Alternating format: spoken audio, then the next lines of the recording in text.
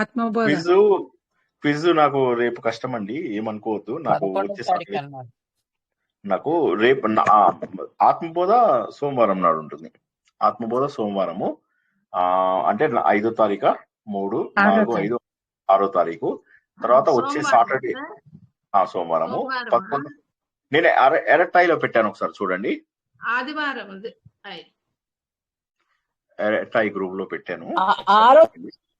మీరు అందరూ కలిసి సోమవారం 6వ తారీఖు. మీరు సోమవారం నాడు క్విజ్ ఓకే అంటే సోమవారం చేద్దాం. ఆత్మబోధ సోమవారం వద్దు సార్ ప్లీజ్. అసలే డిలీట్ చేసేసాను మొన్న, గ్రూప్ డిలీట్ చేయడం వల్ల కొన్ని ఫైల్స్. అందుకే సరే ఇది ఒక పని చేద్దాం, 11, 13 పెట్టుకుందాం, సరేనా? 11 నాడు నారాయణీయము, 13 నాడు ఆత్మబోధ, ఇది ఫైనల్, ఓకేనా? ఇంకా వేరే కేసులు కూడా ఉంది. అంతరాయతి విరూప శాంతయే శాంత పావనమచింత్య వైభవం తం నరం వపుషి కుంజరం ముఖే మన్మహే కిమపి తుందిలం మహః వసుదేవసుతం దేవం కంస చానూరమర్ధనం దేవకీ పరమానందం కృష్ణౌ వందే జగద్గురుం. జననీ జన్మభూమిశ్చ స్వర్గాదపి గరీయసి మాతృదేవో భవ. భగవద్బంధువులకు, ఆత్మస్వరూపులకు, సత్యాన్వేషులకు స్వాగతం, సుస్వాగతం. ఎప్పుడు మనం ఉపోద్ఘాతంలో ఏం తెలుసుకుంటామంటే, విష్ణు సహస్రనామంలో ప్రతి వ్యక్తి నేనెవరో అని అన్వేషించాలి. అయితే అన్వేషణకి మనకు సమయం సరిపోదు. అందువల్ల ఏంటంటే వీలైనన్ని భగవంతుడి లక్షణాలని తెలుసుకుంటే ఆ తెలుసుకున్న విషయాలలోంచి తెలియని విషయాన్ని కనుక్కుంటాం. ఉదాహరణకి ఏంటి, 10th, intermediate, degree, post graduation, ఇందులో తెలుసుకున్నటువంటి విషయాలన్నీ మనకు ఒక పరిచయాన్ని ఇస్తే తర్వాత మనం రీసెర్చ్ స్కాలర్స్ గా మారి కొత్త విషయాన్ని కనుక్కోగలుగుతాం. ఇప్పుడు ఆత్మబోధ అనేటటువంటిది ఏదైతే ఉందో అది మరేది కాదు, మన యొక్క అన్వేషణ, ఆత్మాన్వేషణ, సత్య అన్వేషణ, భగవంతుడి కోసము మనము చేసేటటువంటి అన్వేషణ. ఈ అన్వేషణ అంతా ఎలా చేయాలి అంటే, పరిపూర్ణమైనటువంటి పరిశుద్ధమైనటువంటి మనసుతోటి మనము భగవంతుడిని ప్రార్థించాలి ప్రారంభ దశ లోపల. తర్వాత ఏం తెలుస్తుంది, ఆ భగవంతుడికి నాకు తేడా లేదు అనేటటువంటి విషయం తెలుస్తుంది. మనకి ఇంకా ఏం తెలుస్తుంది, సాధన ద్వారా నేను అలా మారగలుగుతాను అని చెప్పి తెలుస్తుంది. అయితే ప్రారంభ దశ లోపల భగవంతుడికి రూపం ఇచ్చి పూజించడం తప్పులేదు. ప్రారంభ దశలో భగవంతుడికి ఏదో ఒక రూపాన్ని పట్టుకుని, కానీ ప్రారంభ దశ అంటే 50 ఏళ్ళు వచ్చాక ఇంకా ప్రారంభ దశ అంటే కొంతవరకు ఇబ్బంది అవుతుంది. కాబట్టి ఏంటంటే ప్రారంభ దశ లోపల రూపాన్ని పట్టుకుంటాం. తర్వాత మెల్లమెల్లగా అన్ని రూపాలలో ఉన్నటువంటిది భగవంతుడు. కాబట్టి భగవంతుడు ఏ రూపంలో ఉన్నాడు, ఎలా ఉన్నాడు అని చెప్తావు? భగవంతుడు నీటి రూపంలో ఉన్నాడు, ఆకాశ రూపంలో ఉన్నాడు, భూమి రూపంలో ఉన్నాడు, నీ రూపంలో ఉన్నాడు, నా రూపంలో ఉన్నాడు, నీ రూపంలో, నీ రూపంలో, నీ రూపంలో, నీ రూపంలో, అన్ని రూపాలలో ఉన్నాడు, జంతువుల రూపంలో ఉన్నాడు. పిపీలి కాదు బ్రహ్మ పర్యంతం ఉన్నటువంటిది ఒక్క పరబ్రహ్మ మాత్రమే. మరి అటువంటప్పుడు ఎలా గుర్తిస్తాం? ప్రశ్న ఏంటంటే, అటువంటప్పుడు మనం భగవంతుని ఎలా గుర్తించగలము? ఇది ప్రశ్న. కాబట్టి భగవంతుడిని అన్ని రూపాలలో ఉన్నాడు. కాబట్టి భగవంతుడు చీమలాగా ఉన్నాడు అన్నాను అనుకోండి, కరెక్టా? కరెక్టే. భగవంతుడు దోమలాగా ఉన్నాడు అంటే కరెక్టే. భగవంతుడు తురకాల్లో ఉన్నాడు, కరెక్టే. తప్పు లేదు అక్కడ. ప్రాబ్లం ఏంటంటే మన అవగాహన అంతే. లౌకిక ప్రపంచంలో ఉన్నంత వరకు మన ఆలోచనలు వేరుంటాయి. కానీ ఎప్పుడైతే ఆధ్యాత్మిక స్థితికి వస్తామో అక్కడ అందరూ సమానమే. అక్కడ కులమత భేదాలు అనేటటువంటివి ఉండవు. ఆధ్యాత్మిక మార్గంలో ముందుకెళ్ళినా కొద్ది ఏం తెలుస్తుందంటే ఇదంతా కూడా ఒక నాటకం. కళ లోపల ఎందుకు మనకు అలాంటి కళలు వస్తాయి? పులులు వెంటబడుతుంటాయి, సింహాలు వెంటబడుతుంటాయి, శత్రువులు వెంటబడుతుంటారు, రకరకాల ప్రమాదాలు వస్తూ ఉంటాయి. కళ్ళు తెరిచేసరికి అన్ని రకాల ప్రమాదాలు, అన్ని రకాల ఆలోచనలు, అన్నిటికీ కూడా మనము దూరంగా ఆనందంగా ఉండగలుగుతాము. అంటే సత్యాన్ని ఒక్కదాన్ని తెలుసుకుంటే సరిపోతుంది. సత్యం ఒకటే తెలియాలి, ఆ సత్యమే బ్రహ్మ. దీన్నే వివేకానందుడి గురించి ఎవరో అడిగారు, దేవుడు సత్యమేనా? అప్పుడు ఆయన ఏం జవాబు చెప్పారంటే, సత్యమే దేవుడు అన్నాడు. Is reality, is God real అంటే రియాలిటీ ఈజ్ గాడ్ అని చెప్పేసి ఆయన చెప్పడం జరిగిందనమాట. అంటే దీన్ని బట్టి ఏమర్థమైంది, సత్యాన్ని కనుక తెలుసుకున్న మరుక్షణము మనమే ఆ సత్యం అయిపోతాము. త్రిపుటి అనేటటువంటిది ఏదైతే ఉంటుందో, త్రిపుటి 3 కూడా కలిసిపోతాయి. జ్ఞేయము, జ్ఞాత, జ్ఞానము, ఈ 3 కూడా కలిసిపోయి ఒక్కటిగా మారిపోతాయి. ఎందుకంటే తెలుసుకునే వాడెవడు ఉంటాడు? ఇంకా తెలుసుకున్న తర్వాత ఉండడు. తెలుసుకునేది ఏముంటుంది? జ్ఞానం కూడా అందులో కలిసిపోతుంది. మూడు ఒక దగ్గర కలిసిపోయినట్లయితే భగవంతుల్లో కలిసిపోతాము. ఎప్పుడైతే భగవంతుల్లో కలిసిపోతామో అప్పుడు నిరంతరము నిత్య చైతన్యంతో ఉంటాము. సార్ దాని గ్యారంటీ ఏంటి సార్? ఒకరికి మా రిలేటివ్స్ లోపల ఒకరికి చెప్పాను, భగవంతుడి స్వరూపం అంటే ఇలాగ మనకు శరీరం ఉండదు, ఫ్రెండ్స్ ఉండరు, గ్యాంగ్ ఉండరు, సెల్ ఫోన్లు ఉండవు, ఇలాగ కబుర్లు ఉండవు అంటే వాళ్ళు ఆశ్చర్యపోతున్నారు. మరి ఇప్పుడు ఎందుకు మోక్షం? ఇక మోక్షం ఎందుకు? ఇలా బాగుంది కదా, చక్కగా కబుర్లు చెప్పుకోవాలి, మా బాధ వస్తే బాధపడాలి, నవ్వు వస్తే సంతోషపడాలి, సంతోషం వస్తే నవ్వాలి, ఇవన్నీ ఉన్నాయి కదా, మరి ఎందుకు ఇవన్నీ లేకుండా ఏం చేస్తాం? అలా ఉంటాం ఆనందంగా. ఆనందంగా ఉండడం అంటే ఏం చేస్తాము? కూర్చుని పేకాట ఆడుకుంటామా, తాగుతామా, తింటామా, మంచి భోజనాలు చేస్తామా, పంచపక్ష పరమాన్నాలు తింటామా? టైం పాస్ ఏమవుతుందండి?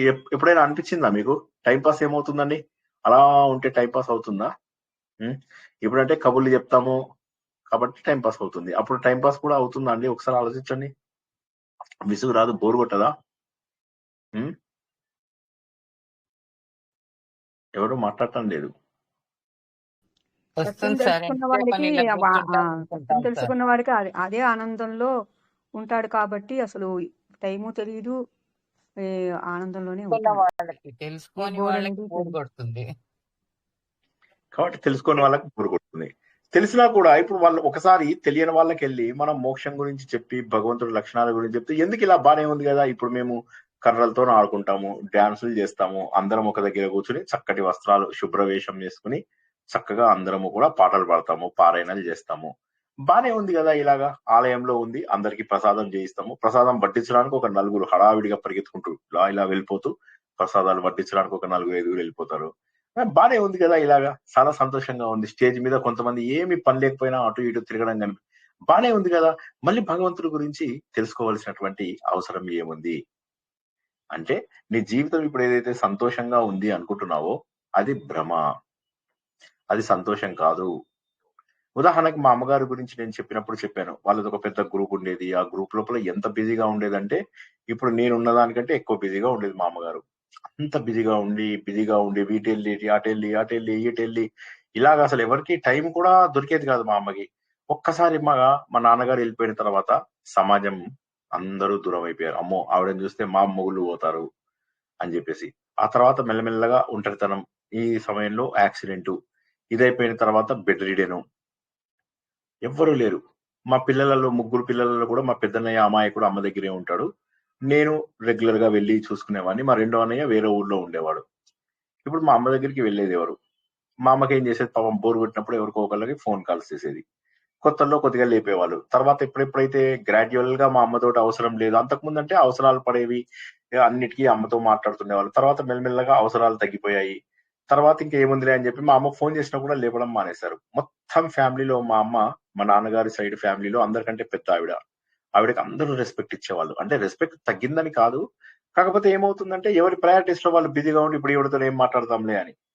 ఎందుకంటే ఇప్పుడు మాట్లాడితే ఏంటమ్మా ఒకసారి రావచ్చు కదా అంటారు, వీళ్ళు రాలేరు. సో పోనీ మా అమ్మని ఫంక్షన్స్ కి తీసుకెళ్లేటటువంటి పరిస్థితి కాదు.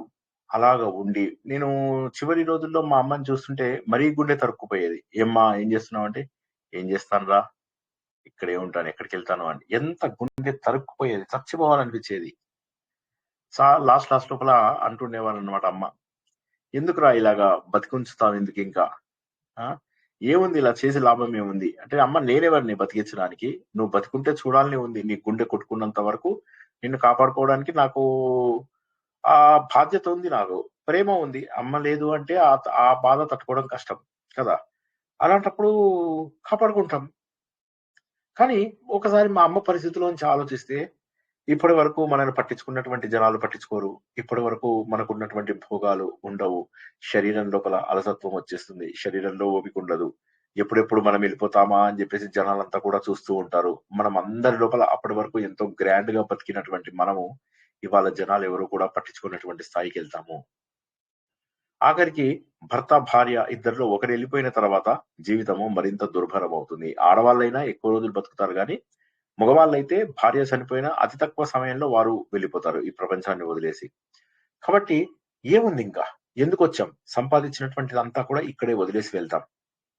ఇటువంటి ఆలోచన వచ్చినప్పుడు భగవంతుడు ఎవరు అని తెలుసుకోవాల్సినటువంటి ఆవశ్యకత వస్తుంది. ఆలోచన ద్వారా మాత్రమే మనము భగవంతుడిని పొందగలుగుతాము. అటువంటి భగవంతుడు సర్వాంతర్యామి. ఆయన ఏమంటున్నాడు? నేనున్న చోట ఆనందమే ఆనందము. ఓ అమృత పుత్రులారా, చూడండి, ఆ పరమాత్మని నేను చూశాను. ఆయన ఈ అజ్ఞానానికి అవతల ప్రకాశవంతంగా వెలుగుతూ కనిపిస్తున్నాడు. ఆయనను కనుక తెలుసుకుంటే ఇక తెలుసుకోవాల్సినటువంటిది ఏది ఉండదు. ఆయన ఈ కష్టాలకు, ఈ అజ్ఞానానికి, అవిద్యకు, అన్నిటికీ, తమస్సుకు, అన్నిటికీ కూడా దూరంగా ఉన్నాడు. కాబట్టి అటువంటి భగవంతుడి గురించి తెలుసుకోవడమే మన విష్ణు సహస్రనామము. విష్ణు సహస్రనామం లోపల అత్యద్భుతమైనటువంటి శ్లోకాలు తెలుసుకుంటున్నాం. కొద్దిగా స్లోగా తెలుసుకోవడం వల్ల కొంత మనకు ఇబ్బంది అయినప్పటికీ కూడా ఇవాళ మరొక శ్లోకము తెలుసుకుందాము. లాస్ట్ వీక్ ఏం శ్లోకం తెలుసుకున్నాము? ఇది ఇంతవరకు వచ్చినట్టుంది. ఇది రామో రామో రామో నామో విరజో విరామో విరజో మధుగో పాఠం నేయో నేయో విరజో వీర శక్తిమతాం శ్రేష్టో ధర్మో ధర్మ విదుత్తమ. రైట్. 43rd శ్లోకం సార్. ఇందులోపల వీరహ, వీరహ అనే పదంది ఒక డైరెక్ట్ మీనింగ్, ఇండైరెక్ట్ మీనింగ్ కూడా తెలుసుకుందాం. డైరెక్ట్ ఏంటంటే వీరుడు. వీరుడు అంటే ఏంది? పరాక్రమవంతుడు, శౌర్యం కలిగినటువంటి వాడు. ఓకే, అయితే ఏంటి ఇక్కడ మన లోపల ధైర్యాన్ని, అటువంటి ధైర్యాన్ని పుట్టించుకోవాలి. అభయము, భయం లేనటువంటి స్థితికి వెళ్ళడమే వీరత్వము. ధైర్యంగా ఏ పనినైనా చేయగలగము, అది మనకు కావలసినటువంటిది. ఎందువల్లనో తెలుసా? ఎందువల్లంటే శక్తిమతాం శ్రేష్ఠ. శక్తిమంతులు ఎవరైతే ఉన్నారో, వానదేవుడు, అగ్నిదేవుడు, వాయుదేవుడు, వీళ్ళందరూ మనకు కనిపిస్తున్నటువంటి ప్రత్యక్ష దేవతలు, సూర్యుడు, చంద్రుడు, ఈ శక్తిమంతులందరి లోపలికి కూడా వీరందరికంటే కూడా శక్తివంతమైనటువంటి వాడా భగవంతుడు. ఆ రూపమే నీది. కాబట్టి నీకు కనిపిస్తున్నటువంటి అన్ని శక్తుల కంటే కూడా శక్తివంతమైనటువంటిది. కేనోపనిషత్తులో మనం అదే తెలుసుకుంటాం. ఏమనంటే అన్ని రకాల శక్తులు ఏవైతే కనిపిస్తూ ఉంటాయో ఇవన్నీ కూడా పరబ్రహ్మ శక్తిని దాటి వెళ్ళవు. పరబ్రహ్మ శక్తి లోపల కొంత భాగాలు మాత్రమే ఇవన్నీ పరబ్రహ్మ శక్తిని దాటి వెళ్ళవు. సాధన ద్వారా మాత్రమే మనం పరబ్రహ్మని చేరుకుంటాం. కానీ మనం ఇప్పుడు ఎలా ఉంటుందంటే, బయట పవర్ సృష్టించే దగ్గర మన ఇంటికి వచ్చేటటువంటి కనెక్షన్ 60,000 70,000 వోల్ట్స్ ఉంటుంది అనుకోండి. మన ఇంటికి వచ్చేసరికి 220 వోల్ట్స్ లో మనం తీసేసుకుంటాం ఆ వోల్టేజ్ ని. Just 220 volts. అదే విధంగా మనం కూడా భగవంతుడి యొక్క పూర్తి స్థాయి శక్తిని మనము స్వీకరించలేకపోతున్నాము. సో భగవంతుడి యొక్క పూర్తి స్థాయి శక్తిని మనము స్వీకరించలేకపోతున్నాము. ఎందుకంటే మనం సాధన చేయడం లేదు కాబట్టి. మనం సాధన చేస్తే భగవంతుడి శక్తికి 220 వోల్ట్స్ నుంచి 60,000 70,000 వోల్ట్స్ వరకు కూడా మనం ఎదిగేటటువంటి అవకాశం ఉంది. కాబట్టి సాధన చేయాలి అంటే ముందు అర్థం చేసుకుంటూ ఆలోచిస్తూ ఉండాలి. ఉన్న సమయం అంతా ఆలోచిస్తూ ఉండాలి. సార్ అది కూడా బోర్ కొడుతుంది సార్. బోర్ కొట్టద్దండి, ఒక్కసారి ఆలోచించండి. ఎలా ఆలోచించాలి సార్? కొద్దిగా ఒక ఐడియా ఇవ్వండి. ఏం లేదు, నువ్వు శక్తివంతుడవు అనగానే మళ్ళీ ఒక్కసారి ఆలోచించండి. నేను శక్తిమతాం శ్రేష్ఠ, శక్తివంతులలో శ్రేష్ఠుడని ఎలా అవుతాను? ఒకసారి ఆలోచించడం మొదలెట్టండి. నాకేం శక్తి ఉంది? నన్ను వీడు తిట్టాడు, వాడు తిట్టాడు, వీళ్ళంటే నోరు మూసుకున్నాను, వాళ్ళంటే నోరు మూసుకున్నాను, ఇలా ఆలోచిస్తూ ఉంటారు. అప్పుడు వేరే వాళ్ళ గురించి ఆలోచించండి. ఎన్టీ రామారావు లాంటి వాడు, ఒక మనకు లెజెండ్ అయినటువంటి ఎన్టీ రామారావు గారు చివరికి ఎలాంటి దశ లోపల వెళ్ళిపోవాల్సి వచ్చింది. కాబట్టి అవి గుర్తించుకున్నప్పుడు ఏమనిపిస్తుంది? ఓకే, నా జీవితం ఇది బానే ఉంది కదా. మెల్లమెల్లగా ఆలోచించండి. కాబట్టి నేను సాధన చేయాలి. నేను ఎంతసేపు ఏమనుకుంటున్నానంటే నేను బలహీనుడునను అని అనుకుంటున్నాను, కానీ కాదు, శక్తివంతుడను. ఎటువంటి వాడైనా సరే ఈ ప్రపంచం నుంచి వెళ్ళిపోవాల్సినటువంటిది అవసరం వస్తుంది. ఎవరి పాత్ర వాళ్ళు వేస్తున్నారంతే. ఇప్పుడు సినిమా లోపల చిరంజీవి ఒక రిక్షావాడి పాత్ర వేస్తాడు ఓ సినిమా లోపల. అయితే చిరంజీవి స్థాయి తగ్గిందా? రిక్షావాడిగా కూడా అతని హీరోనే, అవునా కదా? సో ఇట్లా మనం గుర్తించాల్సింది ఏంది? రిక్షా నువ్వు నడిపిస్తున్నావా, లేకపోతే కలెక్టర్ గా ఉన్నావా అనేటటువంటివి ఏవైతే ఉన్నాయో ఇవన్నీ కూడా కేవలం పాత్రలు మాత్రమే. పాత్రలను బట్టి నీ ఔన్నత్యం, నువ్వు పాత్రని ఎంత బాగా పోషిస్తావు అనేటటువంటిదే ఉంది. కానీ ఆ పాత్ర యొక్క విలువ నీకు లేదు. నువ్వు పాత్రలో ప్యూన్ అయితే నువ్వు నిజ జీవితంలో ప్యూన్ కాదు. నువ్వు మెల్లగా క్యారవాన్ లో వస్తావు, వచ్చి ఒక ప్యూన్ పాత్ర పోషిస్తావు, అంత మాత్రం చేత తప్ప కాదు. కాబట్టి ఇలా మనం ఆలోచించడం మొదలెట్టాలి. ఎలా ఆలోచించాలి అనే వాళ్ళకు నేను ఇప్పుడు ఒక చక్కటి పద్ధతి చెప్పాను. ఏంటంటే నేను కేవలం ఒక పాత్ర పోషిస్తున్నాను. ఈ పాత్ర పోషించినప్పుడు నాకు ఎమోషన్స్ ఎందుకు? నేను శక్తివంతులలోకెల్లా శక్తివంతుడైనటువంటి ఆ పరబ్రహ్మ స్వరూపాలని. ఎందుకంటే భగవంతుడు ఏం చెప్పాడు? నేను ఆయన యొక్క అంశని అని చెప్పాడు. కాబట్టి నేను సాధన ద్వారా ఆయనని తెలుసుకుంటాను. ఇప్పుడు ఏదైతే పాత్ర ఇచ్చారో ఈ పాత్ర పోషిస్తాను. సినిమా లోపల కష్టాలు లేకపోయినా, ట్విస్టులు లేకపోయినా ఎంత బోర్ కొడుతుంది సినిమా. కాబట్టి ఏంటంటే నా పాత్రకు కూడా అలా ట్విస్ట్స్ వస్తున్నాయి, మార్పులు వస్తున్నాయి అని చెప్పేసి అనుకున్నట్లయితే మనము వీరులము అవుతాము, శక్తివంతులలోకి శక్తివంతులం కూడా అయ్యేటటువంటి అవకాశం ఉంది. ఇక భగవంతుడు ధర్మం అనేటటువంటిది చాలా సూక్ష్మమైనది, చాలా విశాలమైనటువంటిది. ప్రతి ఒక్కరిని ధరించి ఉన్నటువంటిది ధర్మము. కాబట్టి ఈ ధర్మం ఏదైతే ఉంటుందో ఈ ప్రపంచం మొత్తాన్ని పట్టి ఉంచుతుంది. ఈ ధర్మం ఒక్కటే ప్రపంచం మొత్తాన్ని పట్టి ఉంది. ఎందుకంటే భగవంతుడు ధర్మ స్వరూపుడు. ధర్మము లేకపోతే ప్రపంచం లేదు. కాబట్టి అటువంటి ధర్మం ఎవరిదయ్యా అంటే ఆయన. ఈ ధర్మంనే మనము ఉల్లంఘించలేనటువంటి ఒక శాసనము అని చెప్పేసి చెప్పుకున్నాము. కాబట్టి ఆ ధర్మమే భగవంతుడు. కాబట్టి ఈ ప్రపంచంలో నీకు కనిపిస్తున్నటువంటి అన్ని నియమాలు కూడా భగవంతుడివే. సార్ ధర్మం అంటే ఒక ఎగ్జాంపుల్ చెప్పండి సార్. నీ ఋతువులు వస్తున్నాయా? అది ధర్మమే కదా. సూర్యచంద్రులు వస్తున్నారా? అది ధర్మమే కదా. సూర్యుడు భయపడతాడు, అబ్బో నేను వెళ్ళకపోతే పరబ్రహ్మకు కోపం వస్తుంది అని చెప్పేసి దబదబా సూర్యుడు వస్తాడు. వానదేవుడు అమ్మో పరబ్రహ్మ కోపం వస్తుందని వానదేవుడు కురుస్తాడు, వరుణుడు కురుస్తాడు. జోక్గా చెప్తున్నాను మీకు. అంటే ఏంటి, అందరూ దేవతలలోకి కూడా శ్రేష్ఠుడు, ఎవరన్నా కూడా భయపడాల్సినటువంటి అవసరం లేనటువంటి వ్యక్తి. అటువంటి వాడు భగవంతుడు. కానీ ఈ ధర్మాన్ని పూర్తిగా తెలుసుకున్నవాడు ఎవడు? అది కూడా భగవంతుడే. ధర్మము సృష్టించినది ఆయననే, నేనే సృష్టించాను కాబట్టి నాకు ఇందులోపల ఉన్నటువంటి లోతుపాతులన్నీ కూడా తెలుసు. ధర్మ విద్ ఉత్తమ. ధర్మవిద్ అంటే ధర్మాన్ని తెలుసుకున్నటువంటి వారిలో ఉత్తముడు. ధర్మం బాగా తెలిసిన వాళ్ళలోకి ఈయననే ఉత్తముడు. ఇటేమో శక్తివంతుడు, శౌర్యం కలిగినటువంటి వాడు, భయం లేనటువంటి వాడు. తర్వాత తను ఇదే దాంట్లో మనము నాయకుడు అని కూడా చెప్పుకున్నాము. నాయో నేయో నయ ఇవన్నీ కూడా తెలుసుకున్నాం కదా. తర్వాత రజోగుణం లేనటువంటి వాడు, మన విరామమునకు స్థానమైనటువంటి వాడు. ఇటువంటి భగవంతుడు ఏంటంటే నియమాలను పుట్టించడము ఆయనదే లక్షణము. ఆ నియమాలన్నీ కూడా ఆయనే ఉన్నాడు. ఆ నియమాల గురించి అందరికంటే కూడా బాగా తెలిసినటువంటి వాడు ఆయనే. ఎందుకంటే నియమాలు రాసిందే ఆయన. నేను రాసిన బుక్ లో నాకు పాత్రలు తెలియకపోతే ఇంకా అనవసరం నేను. కాబట్టి అంత గొప్పవాడు భగవంతుడు. భగవంతుడు ఇక్కడ ఈ శ్లోకం మొత్తము కూడా భగవంతుడి యొక్క సార్వభౌమత్వము, భగవంతుడి యొక్క అన్నిటిపైన ఉన్నటువంటి ఆయన యొక్క లీడర్షిప్ ఉంది. అయితే ఇందులోపల మనం ఒకటి చూసినట్లయితే ఏమంటాడు మనకు, నేయ అంటే మనని మన ద్వారా తీసుకురాబడతాడు. అంటే భక్తి ద్వారా భగవంతుడు తీసుకురాబడతాడు. భగవంతుడు నాయకుడు, భగవంతుడు సర్వశక్తివంతుడు, భగవంతుడు భయం లేనటువంటి వాడు, భగవంతుడు ధర్మం బాగా తెలిసినటువంటి వాడు. నియమాలన్నీ ఆయన వల్లనే వచ్చాయి. ఇటువంటి భగవంతుణ్ణి పొందడానికి ఒకే ఒక మార్గం ఏంటయ్యా అంటే భక్తి.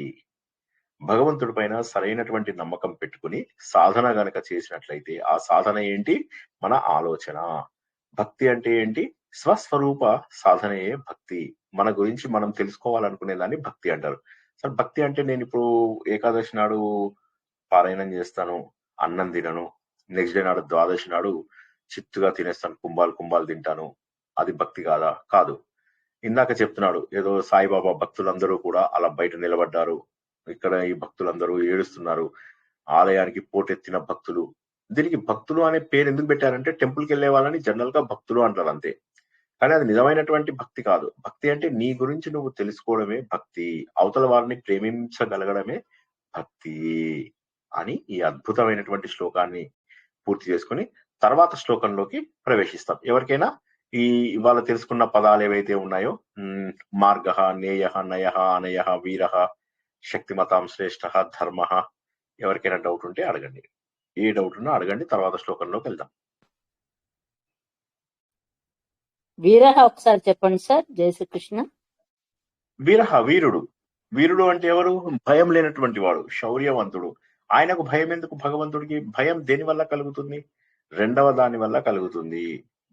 ఎవరికైనా కూడా భయం దేని వల్ల కలుగుతుంది? ఏదైనా రెండవది ఉంది అంటే భయం వేస్తుంది. రెండవది అంటే ఏంది? నేను యవ్వనంగా ఉన్నాను, ముసలితనం వస్తుందేమో అని భయము, నాకు డబ్బు ఉంది, ఎవడైనా దొంగతనం వస్తాడని భయము. ఇలాగ ప్రతిదానికి భయం. నేను ఏదైనా తప్పు చేస్తాను, నన్ను నా కులంలోంచి తీసేస్తారేమో అని భయము, నేను ఇంకోటి ఏదో చేస్తాను, నన్ను నా గ్రూప్ లోంచి తీసేస్తారేమో అని భయము. ఇలా ప్రతిదానికి భయపడడం. కానీ భగవంతుడు అలా కాదు. ఎందుకంటే ఆయన ధర్మాన్ని పాటిస్తాడు, ఆ ధర్మానికి కావాల్సిన నియమాలన్నీ ఆయనే పెడతాడు. కాబట్టి ఆయన ఇంకెవరికి కూడా భయపడవలసినటువంటి అవసరం లేదు. వీరుడు, శూరుడు అంటే చెడు లక్షణాలను పోగొట్టేవాడు కూడా వీరుడే కదా. మనలో ఉన్నటువంటి కామ క్రోధ లోభ మోహ మద మాత్సర్యాలను కూడా పోగొట్టేవాడు కూడా వీరుడే. వాటితో వీరోచితంగా పోరాడతాడు ఆయన. వీరుడు, వారియర్, గొప్ప యోధుడు ఆయన. అలా పోరాడి మనలో ఉన్నటువంటి శత్రువులను కూడా సంహరింపజేస్తాడు అని కూడా అర్థం చేసుకోవచ్చు. జై శ్రీకృష్ణ. ఇంకెవరైనా? బాగుంది sir, thank you sir. Vishnu Sahasranamam quiz కూడా ఒకసారి పెట్టుకుందాము, ఎందుకంటే నాకు లాస్ట్ టైం అంత సాటిస్ఫాక్షన్ అనిపించలేదు. ఒకసారి విష్ణు సహస్రనామాన్ని కూడా పెట్టుకుందాం మళ్ళీ. ఓకే, ఇవి రెండు అయిపోయాక 20 days 25 days టైం ఇచ్చి పెట్టుకుందాం. ఓకేనా? సుమారుగా 410 405 నామాలు అయిపోయాయి ఇప్పటి వరకు. తర్వాత శ్లోకం ఎవరైనా చదువుతారా? వైకుంఠ పురుష ప్రాణదః, అది కొద్దిగా. వైకుంఠ పురుష ప్రాణదః ప్రణవః పృథుః హిరణ్యగర్భ శత్రుఘ్నో వ్యాప్తో వాయురధోక్షజః. బాగుంది. మీరు గీతా పరివారు దగ్గర నేర్చుకున్నారా ప్రొనౌన్సియేషన్? ఎవరు చదివింది ఎవరు? Yes sir. ఓకే, బాగుంది, కరెక్ట్ చదువుతున్నారు. ఓకే, సుధామోహన్. సుధామ, అది బాధది గారు. నేను అదే ఇప్పుడు ఏంటంటే ఒక మీటింగ్ స్టార్ట్ చేయాలి, సో అది దానికి రెడీగా అవుతున్నాను. సరే, ఇప్పటి వరకు కూడా మనము భగవంతుడి ధర్మాలను తెలుసుకున్నాము. అయితే భగవంతుడు ఇంకా కూడా ఆయన లక్షణాలని, ఆయన ఏ విధంగా మనకు ఉపయోగపడతాడో, మనం సాధన ద్వారా ఏ విధంగా ఆయన స్థాయికి చేరుకుంటాము అనేటటువంటి విషయాలని తెలుసుకుందాము.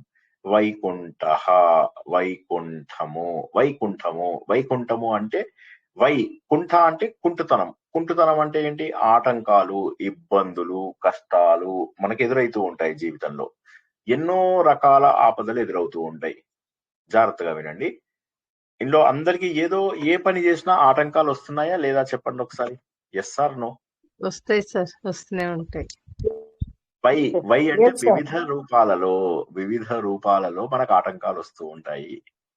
ఆటంకాన్ని తొలగించడము వికుంఠము అంటారు. వికుంఠము, వివిధ రూపాలలో వచ్చినటువంటి ఆటంకాలని తొలగించడము వికంఠము. వికుంఠము, వైకుంఠం లాగా వికుంఠము. కాబట్టి వికుంఠము అంటే ఏంటంటే మనకి ఎక్కడ ఆపదలు వచ్చినా కూడా ఆ ఆపదలను తొలగించేటటువంటి వాడు భగవంతుడు. అయితే ఆపదలు లేని స్థలం ఒకటి ఉన్నదా? ఉన్నది, అదే వైకుంఠము. అంటే ఎప్పుడైతే మనము పరమ పదమునకు చేరుకుంటామో అప్పుడు మనకి ఏ విధమైనటువంటి ఆటంకాలు, ఏ విధమైనటువంటి ఇబ్బందులు కూడా వచ్చేటటువంటి అవకాశము లేదు. అర్థమైందా? వైకుంఠము అంటే ఏంటయ్యా అంటే, సార్ వెంకటేశ్వర స్వామి విష్ణుమూర్తి అక్కడ ఉంటాడు అదేనా సార్ అని మాత్రం అనకండి. అది భగవంతుడు ఉండే స్థానము, అది కరెక్టే. కాకపోతే ఇక్కడ వైకుంఠము అనే దానికి అర్థం ఏంటంటే ఆటంకాలను తొలగించేవాడు, వివిధ రకాల ఆటంకాలను తొలగించేవాడు. అయితే అది ఎప్పుడు వస్తుంది? వైకుంఠ స్థితి ఎప్పుడు వస్తుంది అంటే అది మోక్ష స్థితి. వైకుంఠ అంటే ఆ మోక్ష స్వరూపుడు. వైకుంఠము అంటే మోక్ష స్థితి. వైకుంఠ అంటే ఆ స్థితి తానే అయినటువంటి వాడు. అర్థం కాని వాళ్ళు ఒకసారి అడగండి. ఆటంకములను తొలగించేటటువంటి వాడు. అయితే ఏ ఆటంకంలో లేనటువంటి స్థలం ఏదైతే ఉందో దాన్ని వైకుంఠము అంటారు. ఆ స్థలమే తన అయినటువంటి వాడు వైకుంఠ. క్లియర్? అడగండి ఒకసారి. తర్వాత నామంలోకి వెళ్ళిపోనా? వైకుంఠ అంటే వైకుంఠము అంటే ఆటంకలేని చోటు. కరెక్ట్. వై అంటే వివిధ రూపాలలో మోక్ష స్థితి. వివిధ రూపాలలో ఆపదలు లేని తొలగించేవాడు. లేనటువంటి వాడు, ఆపదలు లేనటువంటి వాడు సార్, అంతేనా? ఆపదలు కాదు, ఆటంకంలో లేనటువంటి స్థితి. ఆటంకాలంటే ఏంటి? అజ్ఞానం కూడా ఒక ఆటంకమే, మన దుఃఖం కూడా ఒక ఆటంకమే, తెలుసుకోకపోవడం కూడా ఒక ఆటంకమే. అజ్ఞానము, అవిద్య అనేది ఏదైతే మనం ఎప్పుడు పర్యాయ పదాలుగా చెప్పుకుంటామో అది కూడా ఆటంకమే. ఈ అజ్ఞానాన్ని తొలగించేది అన్నిటికంటే పెద్ద ఆటంకం ఏంటండి జీవితంలో అంటే తెలియనితనము. తెలియనితనం అనేటటువంటిది అన్నిటికంటే పెద్ద ఆటంకం. తెలియకపోతే మీకు ఉదాహరణకి దీనికి ఇంకా చక్కగా చెప్పాలంటే మీరు ఫ్లైట్ ఎక్కాలి. ఓకే, ఫ్లైట్ ఎక్కడం మొట్టమొదటిసారి అనుకోండి, టెన్షన్ పడతారా లేదా చెప్పండి? అది కూడా డైరెక్ట్ గా ఇంటర్నేషనల్ ఫ్లైట్ ఎక్కాలనుకోండి, టెన్షన్ పడతారా లేదా? అనేక ఆటంకాలని పూర్తి చేస్తే తప్ప మీరు మీ డెస్టినేషన్ కి వెళ్ళరు. ఈ ఆటంకాలన్నింటినీ కూడా ఒకదాని తర్వాత ఒకటి మీరు దాటుకుంటూ చివరికి మీ ఫైనల్ డెస్టినేషన్ కి చేరుకుంటారు. అయితే ఇక్కడ మీరు గుర్తించాల్సినటువంటి ముఖ్యమైనటువంటి విషయం ఏంటంటే, జీవితంలో కూడా మన ప్రయాణంలో అన్ని తెలిసిన ప్రాబ్లమ్సే రావు. ఎన్నో తెలియని ప్రాబ్లమ్స్ కూడా వస్తూ ఉంటాయి. ఏ విధంగానైతే మొట్టమొదటిసారి ఫ్లైట్ వెళ్ళడానికి మనకు ఎన్నైతే కష్టాలు వస్తాయో, అదే విధంగా జీవితం అనేది మనం ఫస్ట్ టైం అనుభవిస్తున్నాం. పూర్వజన్మలో అనుభవించామా ఏమన్నానా?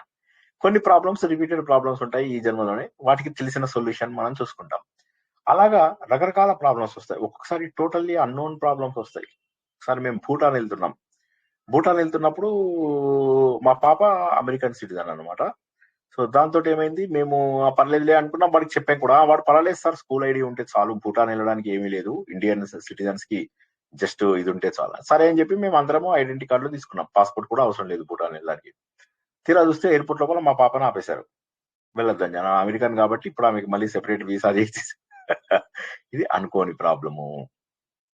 చాలా ఇబ్బంది పడాల్సి వచ్చింది. మేము ఇబ్బంది కాదు, మాతో వచ్చిన వాళ్ళు పాపం అందరూ ఆ ఎయిర్పోర్ట్ లైన్ లోపల వెయిటింగ్ లోపల నానా కష్టాలు పడ్డారు. సో అంటే ఏమవుతుంది, జనరల్ గా జీవితంలో అన్ని తెలిసిన ఇబ్బందులే రావు, ఎన్నో తెలియని ఇబ్బందులు కూడా వస్తూ ఉంటాయి. అయితే వైకుంఠ అనడంలో అర్థం ఏంటంటే, అన్ని ఆటంకములను తొలగించేవాడు ఒకడున్నాడు అని చెప్పి గుర్తించడం. అయితే అర్థమవుతుందా అండి? నేను సులభంగా చెప్తున్నానా, కష్టంగా చెప్తున్నానా? అర్థమవుతుంది సార్. Yes, తెలియని అర్థమైంది, ప్రాబ్లమ్స్ ఉన్నప్పుడు అర్థమైంది. కూడా ఇప్పుడు దాటించే అర్థమైంది. పడనర్థమా వివిధ సార్? రూపాలలో తెలియని అన్ని ప్రాబ్లమ్స్ ఆటంకాలు తొలగించడము తొలగించేవాడు వైకుంఠము చెప్పారు సార్. వైకుంఠ.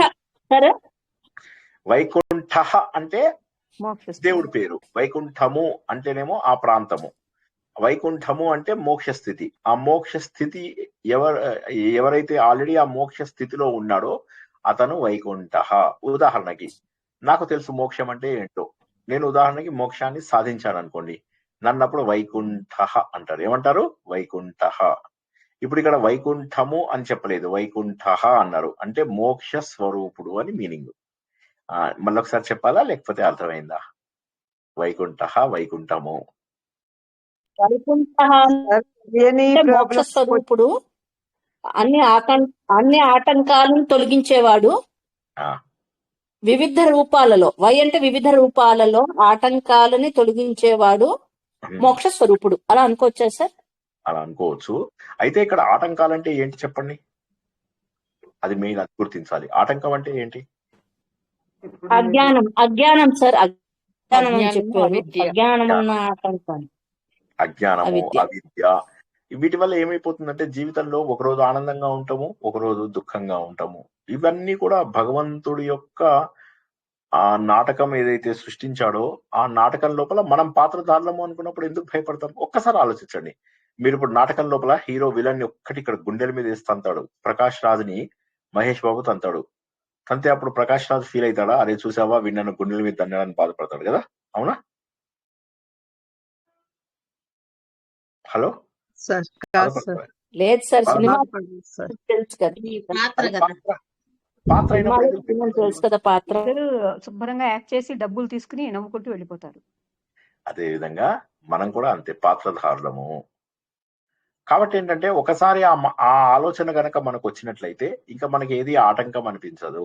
ఇవన్నీ కూడా భగవంతుడి యొక్క ఆలోచనలకు అనుగుణంగా వెళ్తున్నాయి. కాబట్టి అడ్డులు తొలగించడం కూడా ఆయనదే. ఉదాహరణకి మీకు మళ్ళీ ఒక ఉదాహరణ చెప్తాను. ఒక రైటర్ ఉంటాడు. ఆ రైటర్ ఏం చేస్తాడు? ఆటంకాలను కల్పించి అక్కడ ఆపేస్తాడా, లేకపోతే ఆటంకాల నుంచి తొలగిస్తాడా పాత్రధారులని? ఒక సినిమా తొలగిస్తాడు సార్, రెండు చేస్తాడు. ఒక చిన్న నాటకంలోనే ఒక ఆటంకాలను పెట్టేవాడు, ఆటంకాలను తొలగించేవాడు ఉన్నప్పుడు, జీవితం అనేటటువంటి పెద్ద నాటకంలో ఆటంకాలు ఇచ్చినటువంటి దేవుడు ఆటంకాలను తొలగించడా? దీనికోసమే మనకు ఇంగ్లీష్ లో ఒక సామెత ఉంది, ప్రతి తాళము కూడా ఒక తాళం చెవితోనే తయారవుతుంది. అంటే పరిష్కారం లేనటువంటి సమస్య ఈ ప్రపంచంలో లేదు అది. ఎందుకంటే భగవంతుడి పంచాయతీ లోపల తప్పు ఉండేటటువంటి అవకాశమే లేదు. సార్ ఇదే మాట రోజు చెప్తా, నిజమే, కరెక్ట్. ఎందుకంటే అన్ని ఆటంకాలు పెట్టినా వాటిని తొలగించేటువంటి బాధ్యత ఆయనది. అందుకే ఇంకొక మాట కూడా అంటారు, దేవుడు తలుపులన్నీ క్లోజ్ చేస్తే కిటికీలు ఓపెన్ చేసి పెడతాడు. నువ్వు తప్పించుకోవచ్చు. నువ్వు ఏదో రకంగా తప్పించుకోవడానికి నీకు అవకాశం ఇస్తాడు భగవంతుడు. కాబట్టి గుర్తించాల్సినటువంటి విషయం ఏంటంటే, భగవంతుడి యొక్క సృష్టించినటువంటి ఈ నాటకంలో, భగవంతుడు రచించినటువంటి ఈ సృష్టి నాటకంలో మనమందరము పాత్రధారులము అని కొద్దిసేపు ఆలోచించి నేను చేయాల్సిందేమి లేదు అనుకున్నప్పుడు అప్పుడు ఈ నాటకం నుంచి బయటకు వస్తాం. అంటే ఈ మిథ్య, నాటకం అంటే ఏంటండి? మిథ్య, అసత్యం. ఆ అసత్యం నుంచి బయటకు వస్తాం. అయితే ఈ అసత్యం నుంచి బయటకు వచ్చినందువల్ల మన పాత్రని సరిగా చేయమా? ఇప్పుడు నాటకం అని తెలిసినప్పుడు వాళ్ళు బాగా నాటకాన్ని పండిస్తారా, లేకపోతే హే హే నవ్వుకుంటారా? జబర్దస్త్ లాగా వాళ్ళు డైలాగులు చెప్పుకుంటూ వాళ్ళే నవ్విస్తూ ఉంటారు, విచ్ ఇస్ గుడ్. అదేం తప్పలేదు, నాకు చాలా ఇష్టము. బట్ బట్ మీకు అర్థమవుతుందా? నాటకం లోపల విలను కోపంగా ఉండకుండా రండి రండి అని చెప్పేసి మాట్లాడతారా? అది పాత్రే అని తెలిసినప్పటికీ కూడా పాత్రను పండించాలి. అదే విధంగా మన జీవితంలో కూడా ఎన్ని ఆటంకములు వచ్చినా, ఎన్ని వచ్చినా భగవంతుడి పైన వేసేసి ఈ ఆటంకములన్నీ తొలగించడానికి వైకుంఠ అనేటటువంటి ఒక వ్యక్తి ఉన్నాడు, ఆయన ఈ ఆటంకాలను తొలగిస్తాడు అని చెప్పి. ఒక్క నిమిషం అందరు లైన్ లో ఉండండి, నేను మీటింగ్ స్టార్ట్ చేయాలి అక్కడ.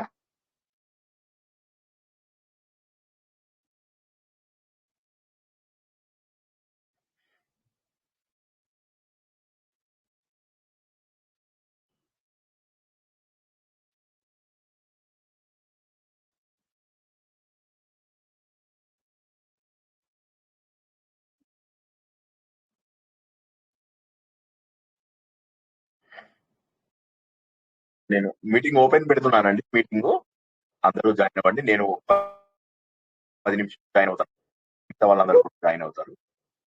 శ్రీనాథ్ గారు జాయిన్ అవుతున్నారు ఒక 5 minutes. జై శ్రీరామ్, జై శ్రీరామ్. నేను ఒక పావు గంటలో జాయిన్ అవుతాను వేరే మీటింగ్ లో. జై శ్రీరామ్ అజయ్ గారు, మధు గారు, జై శ్రీరామ్.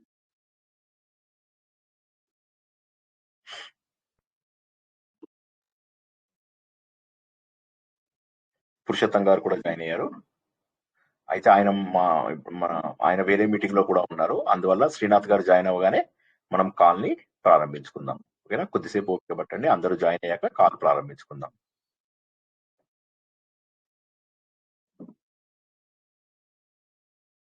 సారీ. కాబట్టి ఆ పరబ్రహ్మ ఎవరైతే ఉన్నారో, ఈ పరబ్రహ్మ మన అన్ని సమస్యల నుంచి మనను దూరం చేస్తాడు. ఈ ఆలోచన బాగుందండి అందరికి? బాగుంది సార్. ఒక డౌట్, మరి కర్మ సిద్ధాంతాన్ని ఎట్లా అప్లై చాలా చేసుకుంటాం బాగుంది. ఇప్పుడు మనం? కర్మ సిద్ధాంతం కూడా రచనే కదా, భగవంతుడు రచననే కదా. కర్మ సిద్ధాంతం కూడా ఎప్పటి వరకు అప్లికేబుల్? ఎప్పటి వరకు అయితే సత్యం తెలుసుకుంటామో అప్పటి వరకు మాత్రమే కర్మ సిద్ధాంతం అప్లికేబుల్. ఈ విషయం మనం ఇంతకు ముందు కూడా తెలుసుకున్నాం కదా. కర్మ సిద్ధాంతం ఎప్పటి వరకు మనము అన్వయించుకోవచ్చు?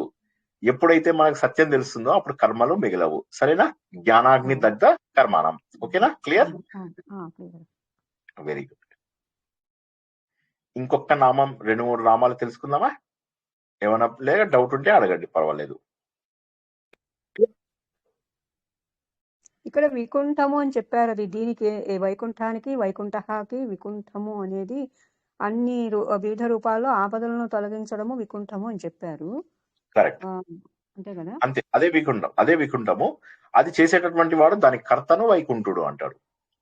వికుంఠము అంటే ద ప్రోసెస్. అది చేసేటటువంటి వ్యక్తిని వైకుంఠ అంటారు. ఓకేనా? అయితే ఈ వైకుంఠాన్ని మనం తత్వ పద్ధతిలో తెలుసుకున్నప్పుడు ఏమని చెప్పుకున్నాము? తత్వ పద్ధతి ఏంటి మనకు? తత్వ పద్ధతి చాలా క్లియర్.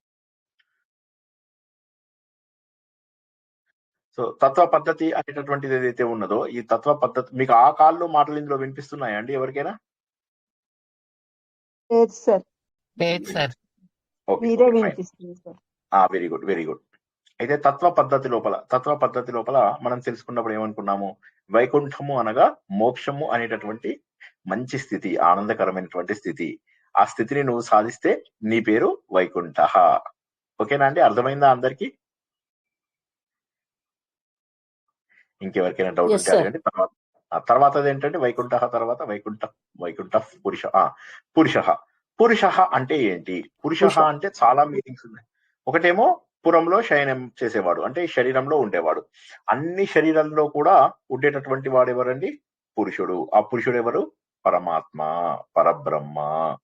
ఆ పరబ్రహ్మ అన్ని శరీరాలలో కూడా ఉన్నాడు. ఆయన నా శరీరంలో ఉన్నాడు, మీ శరీరంలో ఉన్నాడు, అన్ని జీవుల లోపల కూడా ఆయన ఉన్నాడు. పురములలో శయనించేవాడు. పురము అంటే ఏంటండి? ఈ శరీరంని పురము అంటారని చెప్పి నవద్వారే పురే దేహి అని చెప్పేసి అంటామా? సో కాబట్టి మన నవద్వారాలతో తయారైనటువంటి అవునా కదా? నవద్వార పురములలో ఉన్నాడు. కాబట్టి అన్నిటిలో కూడా ఉన్నటువంటిది ఆత్మనే. అన్ని శరీరాలలో కూడా ఉన్నటువంటిది ఆత్మనే. అంటే అంతటా వ్యాపించది. ఆ ఆత్మ గనుక లేకపోతే ఎవరు కూడా పని చేయలేరు. కాబట్టి పురుషః అంటే పురములలో ఉండేటటువంటి వాడు. పురములలో ఉండేటటువంటి వాడు. క్లియర్ గా ఉందా? హలో, క్లియర్ గా ఉందా? Yes sir, yes sir. పురుషః. ఇంకొక పురుషః అంటే అర్థం ఏంటి అంటే పురాతనమైనటువంటి వాడు.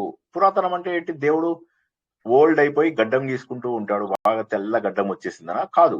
పురాతనుడు అంటే ఎప్పటి నుంచో ఉంటున్నటువంటి వాడు. ఇక్కడ మనకు కనిపిస్తున్నటువంటి ప్రతి వస్తువు కంటే కూడా అత్యంత పురాతనంగా ఉన్నటువంటి వాడు. ఎందుకంటే ఆయనే సృష్టిని తయారు చేశాడు. ఆయన తర్వాతనే ఈ మిగతా సృష్టి అంతా కూడా ప్రారంభమైంది. కాబట్టి ఆయన వీటన్నిటికీ కూడా అందరికీ కూడా దూరంగా ఉన్నటువంటి వాడు. వీటన్నిటికీ కూడా దూరంగా ఉన్నాడు. ఇంకొక మీనింగ్ కూడా ఏంటంటే పురుషః అంటే అన్ని పాపాలను కాల్చేవాన్ని కూడా పురుషుడు అని చెప్పేసి అంటారు. పురుషుడు అనేటటువంటి వాడు ఎవరైతే ఉంటాడో, మనం బృహదారణ్యక ఉపనిషత్తు లోపల మనకు ఒక పదం ఉందన్నమాట, ఒక వాక్యం ఉంది. ఆ వాక్యం ప్రకారం ఏంటంటే అన్ని రకాల పాపములను కాల్చేసేటటువంటి వాడు. కనిపిస్తున్న ప్రతి దానికంటే ఆయన ముందుండి నడిపిస్తున్నాడు. అన్ని పాపాలను దహించి వేస్తున్నాడు. పాపములను దహించేవాడు కూడా పురుషుడే. పురాతనంగా మనలో ఉన్నటువంటి వాడు పురుషుడే. మన పురములలో శయనిస్తున్న వాడు కూడా పురుషుడే. 3 పద్ధతులలో పురుషుడి గురించి తెలుసుకున్నాం. అర్థమైందా?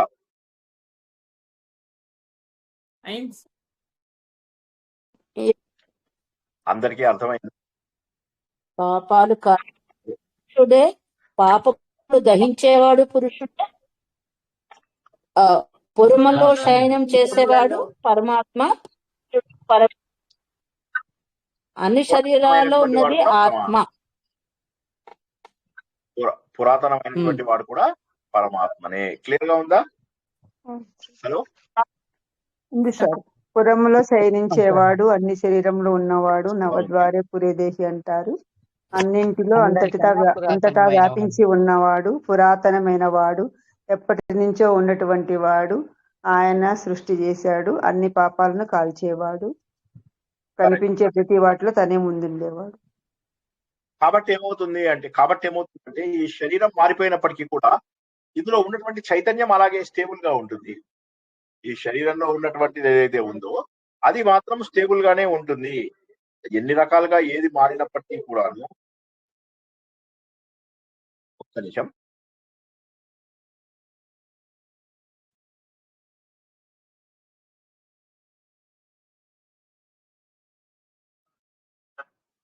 ఒక 6 మంది దాకా చెప్పామండి. ఓకే, దానికి కార్డులో రేపు డిస్ట్రిబ్యూషన్ చేయాలి. రేపు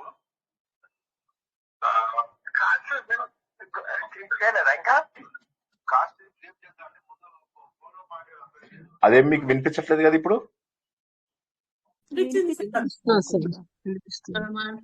ఇప్పుడు వినిపిస్తుందా? లేదు కదా? నేను దాన్ని మొబైల్ నుంచి తీసుకుని ఓకే ఊరుకుందామా సార్? పోనీ మీకు ఇంకొకటి చెప్పుకుని ఊరుకుందాం. పురుషః అంటే అర్థమైంది కదా?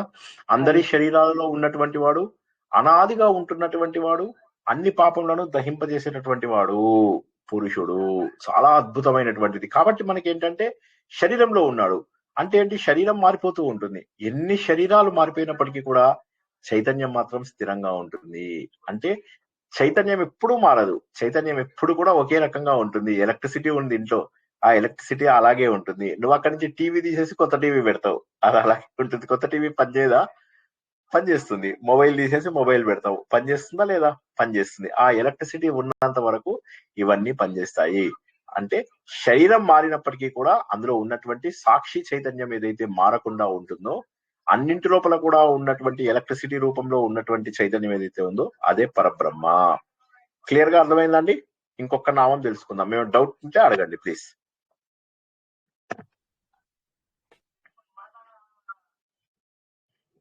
నెక్స్ట్ వచ్చేది ప్రాణహ.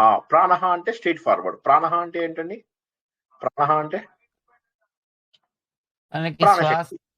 మన ప్రాణశక్తి ప్రాణశక్తి, ప్రాణశక్తి, వాయుశక్తి, మన లోపల జీవశక్తి, ప్రాణశక్తి, వాయుశక్తి, మనందరి దీన్నే మనం ఏమనొచ్చు అంటే క్షేత్రజ్ఞుడుగా అన్నిట్లలో ఉన్నటువంటి వాడు అని కూడా అనొచ్చు. క్షేత్రజ్ఞ విభాగ యోగం లోపల మనం ఏం తెలుసుకున్నాము? ఈ శరీరాలు, ఈ ప్రకృతి, ఇవన్నీ కూడా క్షేత్రములే.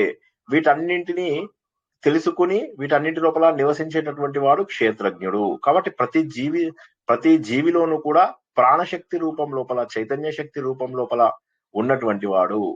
ఆయన లేకపోతే అయిపోయింది. ఆ గాలి కనుక పీల్చుకోకపోతే అంత పడిపోతాం. కాబట్టి ఆ ప్రాణశక్తి రూపంలో ఉండి చైతన్యాన్ని మనకు అందించేటటువంటి వాడే దేవుడు ఉన్నాడు ప్రాణహ. ప్రాణహ అంటే స్ట్రైట్ ఫార్వర్డ్. ప్రాణం అంటే ఏంటండి? గాలి పీల్చుకోవడం, గాలి వదలడం. Yes or no? Hello. Yes sir. కాబట్టి ఏంటంటే ప్రాణం తీసుకుంటాం. ప్రాణం అంటే మన జీవన శక్తి ఏదైతే ఉందో ఆ శక్తి మన శరీరం నివసించడానికి కావలసినటువంటిది. నీ గుండె కొట్టుకోవడము, నీ శ్వాస తీసుకోవడము, నీలో ఉన్నటువంటి చైతన్యము, తర్వాత నీ లోపల ఉన్నటువంటి ఇంద్రియాలు పనిచేయడము, నీ లోపల ఉన్నటువంటి ముఖ్యమైన ఆలోచనలు, మనస్సు, బుద్ధి పనిచేయడము, వీటన్నిటికీ కారణమైనటువంటి వాడు ప్రాణహ. సో ఇప్పుడు ఏం చెప్తామంటే, సార్ దేవుణ్ణి ఎలా చూడాలి? ప్లీజ్ కొద్దిగా గట్టిగా పట్టుకోండి. దేవుణ్ణి ఎలా చూడాలి? దేవుణ్ణి చూడాలి అంటే కళ్ళతో చూడటం అసంభవం. మరి ఎలాగ దేవుణ్ణి చూడటం? దేవుడు ఇచ్చినటువంటి వాటితోటే దేవుణ్ణి చూడాలి. దేవుడు ఏమేమి ఇచ్చాడు మనకు? కళ్ళు ఇచ్చాడు, ముక్కు ఇచ్చాడు, నోరిచ్చాడు, చెవులు ఇచ్చాడు, చర్మం ఇచ్చాడు, మనకు కర్మేంద్రియాలు 5 ఇచ్చాడు, బుద్ధి కూడా ఇచ్చాడు కదా. మనస్సు, బుద్ధి కూడా ఇచ్చాడు. కాబట్టి ఇంద్రియాలకు ఖచ్చితంగా దేవుడు దొరకడు. అంటే 5 జ్ఞానేంద్రియాలు, 5 కర్మ ఇంద్రియాలకు భగవంతుడు దొరకడు. కానీ ఏమవుతుంది? ఒక్క నిమిషం సౌండ్ తగ్గిస్తా. ఇంకా వినిపిస్తుందా మీకు? ఏం లేదు.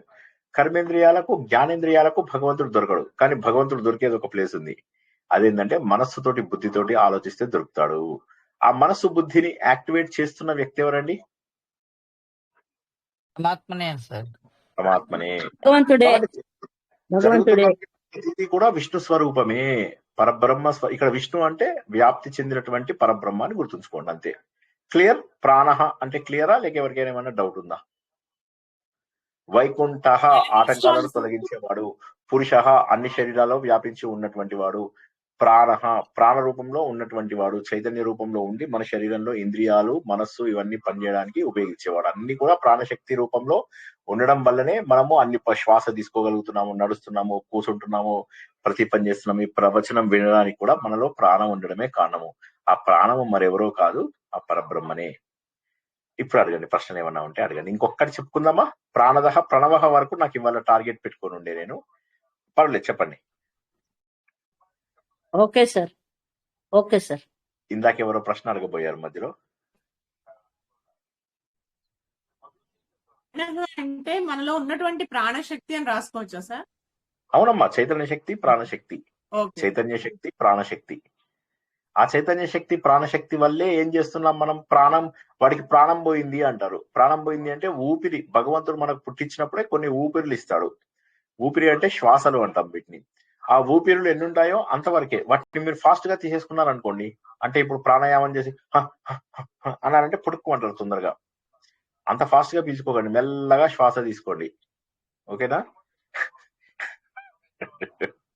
ఇప్పుడు ప్రాణాయామాలు కూడా మానేస్తారు. మీతోటి ఇది ప్రాబ్లం. ఓకే, ఒకటి పట్టుకున్నాక ఇంకోటి వదిలేయాలి. ఇప్పుడు ఒక మెట్టు మీదకి వెళ్ళినప్పుడు తర్వాత మెట్టు మీదకి వెళ్ళాలి అంటే ఈ మెట్టు మీద మనం స్థిరపడాలి. ఈ మెట్టును వదిలేసి ఆ మెట్టును ఎక్కలేకపోతే కష్టం. కాబట్టి ప్రాణాయామం చేయండి, కానీ ఆలోచించేది ఏంటంటే ప్రాణాయామం లోపల ఎక్కువ స్పీడ్ గా తీసేసుకున్నారంటే శ్వాస తొందరగా వెళ్ళిపోవడానికి అవకాశం ఉంది. సో అది ఓకే. సో వైకుంఠ పురుష ప్రాణః. వైకుంఠ ఆటంకాలు తొలగించేవాడటువంటి వాడు, మోక్ష స్థితి. వైకుంఠ పురుష అన్ని శరీరాలలో ఉన్నటువంటి వాడు, పురాతనమైనటువంటి వాడు అని చెప్పేసి మన పాపాలను తొలగించేవాడు అని చెప్పి తెలుసుకున్నాం. తర్వాత ప్రాణః. ఈ ప్రాణమే కనుక లేకపోతే మనం ఏవి చెయ్యము. ప్రాణ రూపం ఎందుకు అవసరము? చైతన్యము ప్రాణము వేరువేరా కాదు, కానీ ప్రాణము అన్న వాయువు అన్న ఒకే అర్థంతో చెప్పుకుంటారు కాబట్టి ఫర్ ద టైం బీయింగ్ వాయువు అని అనుకుంటాం. ఇది కనుక మన శరీరంలో కదులుతూ ఉండకపోతే అయిపోయినట్టే మన పని. ఈ వాయువు ఏదైతే కదులుతూ ఉంటుందో ఇది కౌంటర్ అన్నమాట. కౌంటర్ అంటే ఏంటి? ఇలాగ మనం ఇసుక పోస్తే అది ఉంటుంది చూడండి టైమరు. ఆ టైమర్ ఇలా ఇసుక పై నుంచి కిందికి వచ్చేసింది అంటే జ్ఞాపకం ఉందా? ఇలా రివర్స్ గా ఉంటుంది టైమర్. ఆ టైమర్ లోపల ఆ పైన ఉన్నటువంటి పైన బ్లాక్ లో ఉన్నటువంటి ఇసుక అంతా కూడా కింద వచ్చేసింది అనుకోండి, వచ్చేస్తే అయిపోయినట్టు. టైం అవుట్ అనగానే ఈ శరీరాన్ని వదిలి ఇంకో శరీరంలోకి వెళ్ళిపోవాలి. అవునా? సో ఈ ప్రాణాన్ని ఇచ్చేవాడెవరు? ప్రాణ దహ. ద అంటే ఇచ్చేవాడు అని. మోక్ష దహ అంటే ఏంటి? మోక్షం ఇచ్చేవాడు. ప్రాణ దహ అంటే ఎవరు? ప్రాణం ఇచ్చేవాడు. తర్వాత క్షేమ దహ అంటే ఎవరు? క్షేమం ఇచ్చేవాడు. అలాగా మనకు ఏది కావాలంటే అది దా అంటే ఇవ్వడము అని చెప్పి మీనింగ్ అన్నమాట. ఇక్కడ మనకేంటి? ప్రాణదహ. ప్రాణదహ అంటే ప్రాణమును ఇచ్చేవాడు. ప్రాణం ఇచ్చేది ఆయనే. ప్రాణ అవసరం వచ్చినప్పుడు ప్రాణాన్ని తీసేసుకున్నప్పుడు ఆయనే. జీవి జన్మించినప్పుడు ఏమవుతుంది? అది ముందు విత్తన రూపంలో ఉంటుంది. ప్లీజ్ కొద్దిగా జాగ్రత్తగా వినండి. విత్తన రూపంలో ఉన్నటువంటిది ఏదైతే ఉంటుందో ఆ విత్తన రూపంలో ఉన్నటువంటిది